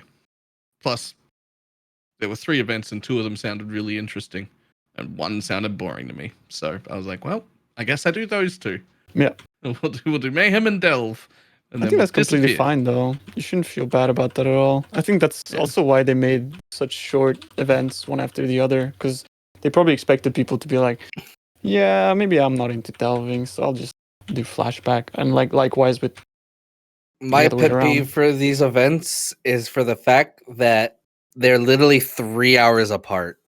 Oh, why aren't 2, they yeah, 6 2 day even. events giving me a whole day break? Yeah, that's the only reason why I didn't Come continue on. my push for the demi. Is because I Right, didn't want to. true, I did true. not want to level all the way up, have no sleep, and go straight into another event that I'd have to Yeah. degen. Right? Like imagine you were neck and neck for first place with someone. You had to play all the way up until the last minute to keep first place. Yeah, and then you And want to then go you're to like- the next event. But With Delve already- starts in 2 hours. I've been up for Yeah. 36 hours. Yeah, I that's think- why I was so happy I died earlier. And Makes I think sense, that actually. is the dumbest thing they could have done is to leave the ending and the starting literally 3 hours apart. Yeah, they could have been 6-day events, and that would have been much better, I think. It could have been 3-day events, and they would have been fun. But yeah, That's true. Yeah. 3-day events would have been fun. Like, I sort of wish they sort of like, for example, with Mayhem, I sometimes wish this is a completely different argument, but that they sort of like limited the amount of gameplay you could put in. I think the competition would be a lot more fun then, as well. And this is like a recurring argument as well, and a lot of people will probably be like, "That's dumb." But no, I'm super in favor of that idea. Like, I really don't like having to just. I would really like 12 out of every 24 hours you're allowed to play yeah, in a race event. They do a lot more. Yeah, okay. Some people are going to be like, but I work for a living. I still can't put in 12 hours. Fucking tough balls. But it's the But 20. it comes down 27, to like 47 Yeah. hours even, like straight. yeah, like it we're having to do comes 30 down to hours plus. skill at that Mm. point. Your skill and efficiency over how much time Exactly. you play. So how 'Cause if how limit it efficient to are you 12 within those 12 hours? hours a day, tons more people can get involved. Especially if it's like a 3-day event over a weekend or something. Yeah, Right? for sure. But Like, then that's- there's all kinds of implications with that. Like in Trade League, you have the group people, and you can also like basically support yourself. Yeah, you can play 12 hours on that one character, but you can make another character that farms currency for you to roll maps or to craft something else or make a delver or something like that and play on that one. Yeah. Even if even if you can only put in 12 hours on one account, you could make a secondary account. There's nothing they can do to stop you from that. They can't do 12 hours per IP, right? That's fine, but but you that's can't kind of- can't push dummies that way, right? That's Yeah, but that's you- also I kind mean- of an argument of like, but You people know will what I mean. cheat, so why bother having rules? Like, okay, but people account share now, right? Like, just because people are going to find a way around it and cheat doesn't mean it wouldn't be. I'm just saying, someone who's really competing for rank 1 or something like that would do cheese strats like that, as in they'd log in, or like in the end of the day when they're done with their 12-hour session, they put all of their maps onto another character or into the Guild Stash account, and then they go onto another character and they roll the maps for the next day. And before they go live, they have all the maps rolled, everything prepared, everything sorted, and then like super min. I mean, I'm not saying it's worse than it is right now. I'm just saying there's a lot of. It will not be like instantly just Instantly 12 hours. solved. Yeah, it's not Yeah, quite that exactly. simple. Self-found for the win. Yeah, I mean, It's there's a always reason self-found's where I all the real played. competition anyway is anyway. Yeah. Like, I don't play it, but solo self-found's where all the real competition goes on anyway. Yeah, Yeah, I I found think that it out. Most of that. I found that out the And it's a very hard fierce competition too, man. Yeah. Like I don't know if Katson's still in chat, but Katson's a crazy gamer. Yeah, she does she's that insane. solo self-found grind and it's full on, man. Yeah. Like sure, Trade League, like people go the hardest, right? But yeah, I don't know if you guys know about like that group that pushed like they wanted to go from 0 to 100 in one go, right? And they went to like 99 and the group fell apart because they went for like 52 hours straight or something. And at the end of it, they all hated each other and they got into like arguments with the other groups and this kind of shit. That's why I like not grouping. It's so much easier. Yeah, It's fun, but it's fun to play with it friends goes- as well. Yeah, you know? as long as you have a limit. If there's no limit, then if there's no like agreed, okay, we take break here, we sleep for this long, etc. And Yeah. it's just go. That turns really bad. Yeah, that does turn bad. Because then you feel like you're dying, and then your friend's like, "No, we gotta keep going." Because he found some like really good chemicals under his sink to keep him going. It's a joke, by the way. Don't check under your sink, boys. It's not safe. But yeah, it's hectic, man. Like I don't know how people do it. 57 hours straight or something. Yeah, no. I would mean, feel I like did an it. absolute. Yeah, but you. I don't even do Would you do it again though? That's the big question. I mean, last league start, I went 36 hours straight, and then this league start, I was gonna say 40 hours, but I just ended up doing 57.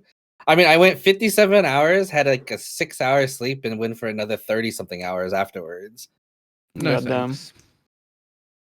Man, No drugs, no drugs. Just say No no thanks. drugs. I'll just do like 20 I normally do. It's fine. Yeah, that's when I learned that Twitch cuts your VODs after 48 hours. I Really? didn't know that. Yep, Twitch will cut your VODs after the 48-hour mark. It'll be one whole VOD for 48 hours, and it'll start a new VOD. Damn, I didn't know that. Yep, found that out. Probably file size gets too big for the server or something, right? Something like that. I also figured out getting scammed by bots is likely to happen when you are sleep deprived. Yeah. Someone went back into my VODs and showed me a clip where I got scammed by a bot trading an Exalt for Chaos. What? Where they put like ones or something instead of Yeah, he tens put or- ones instead of tens, and I didn't pay attention. I didn't know. Yeah, you're just like, keep going, bro. Yeah, just keep going. I'm tired. Just keep pushing. Wow. Oh, crazy. Yeah, I mean, I'm always happy to go overtime, but I think we'll cut the podcast here, as there is limitations to the file size everywhere, not just on Twitch, but also on the podcast hosting platforms. But I do want to say thank you to Tuna and Cloudy. Thank you guys for coming. Thank you for having us. Yup.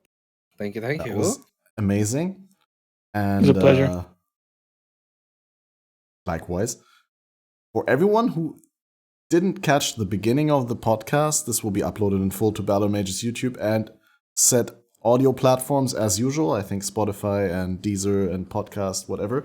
And yeah, I don't know when the next episode's gonna be. That's something that normally we want to announce the next episode in the end of the podcast, but this time I have no idea. At some point before the league goes off. The next big league.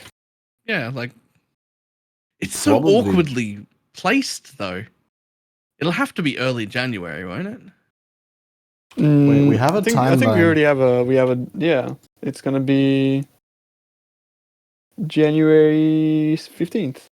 Yeah, 15th is the Right. 3.13 launch. January 7th is the 3.13 announcement live stream.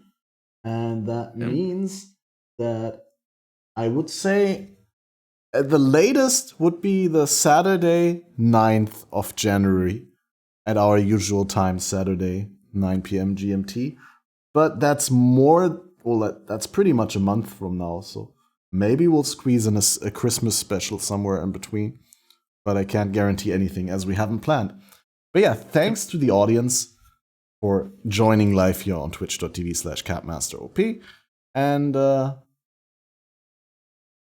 Thanks, guys. everyone. Have a beautiful holiday time and don't get dragged down. Bye. Be careful during the holiday times as well, boys. Be considerate Be very careful. about family. People are crazy out there, man. Protect yourself. Wear protection. Yeah, I mean, also, because of like COVID and whatnot, be really careful. The 2-week incubation, even though like you feel like a little bit under the weather, just be safe. Think about family and stuff.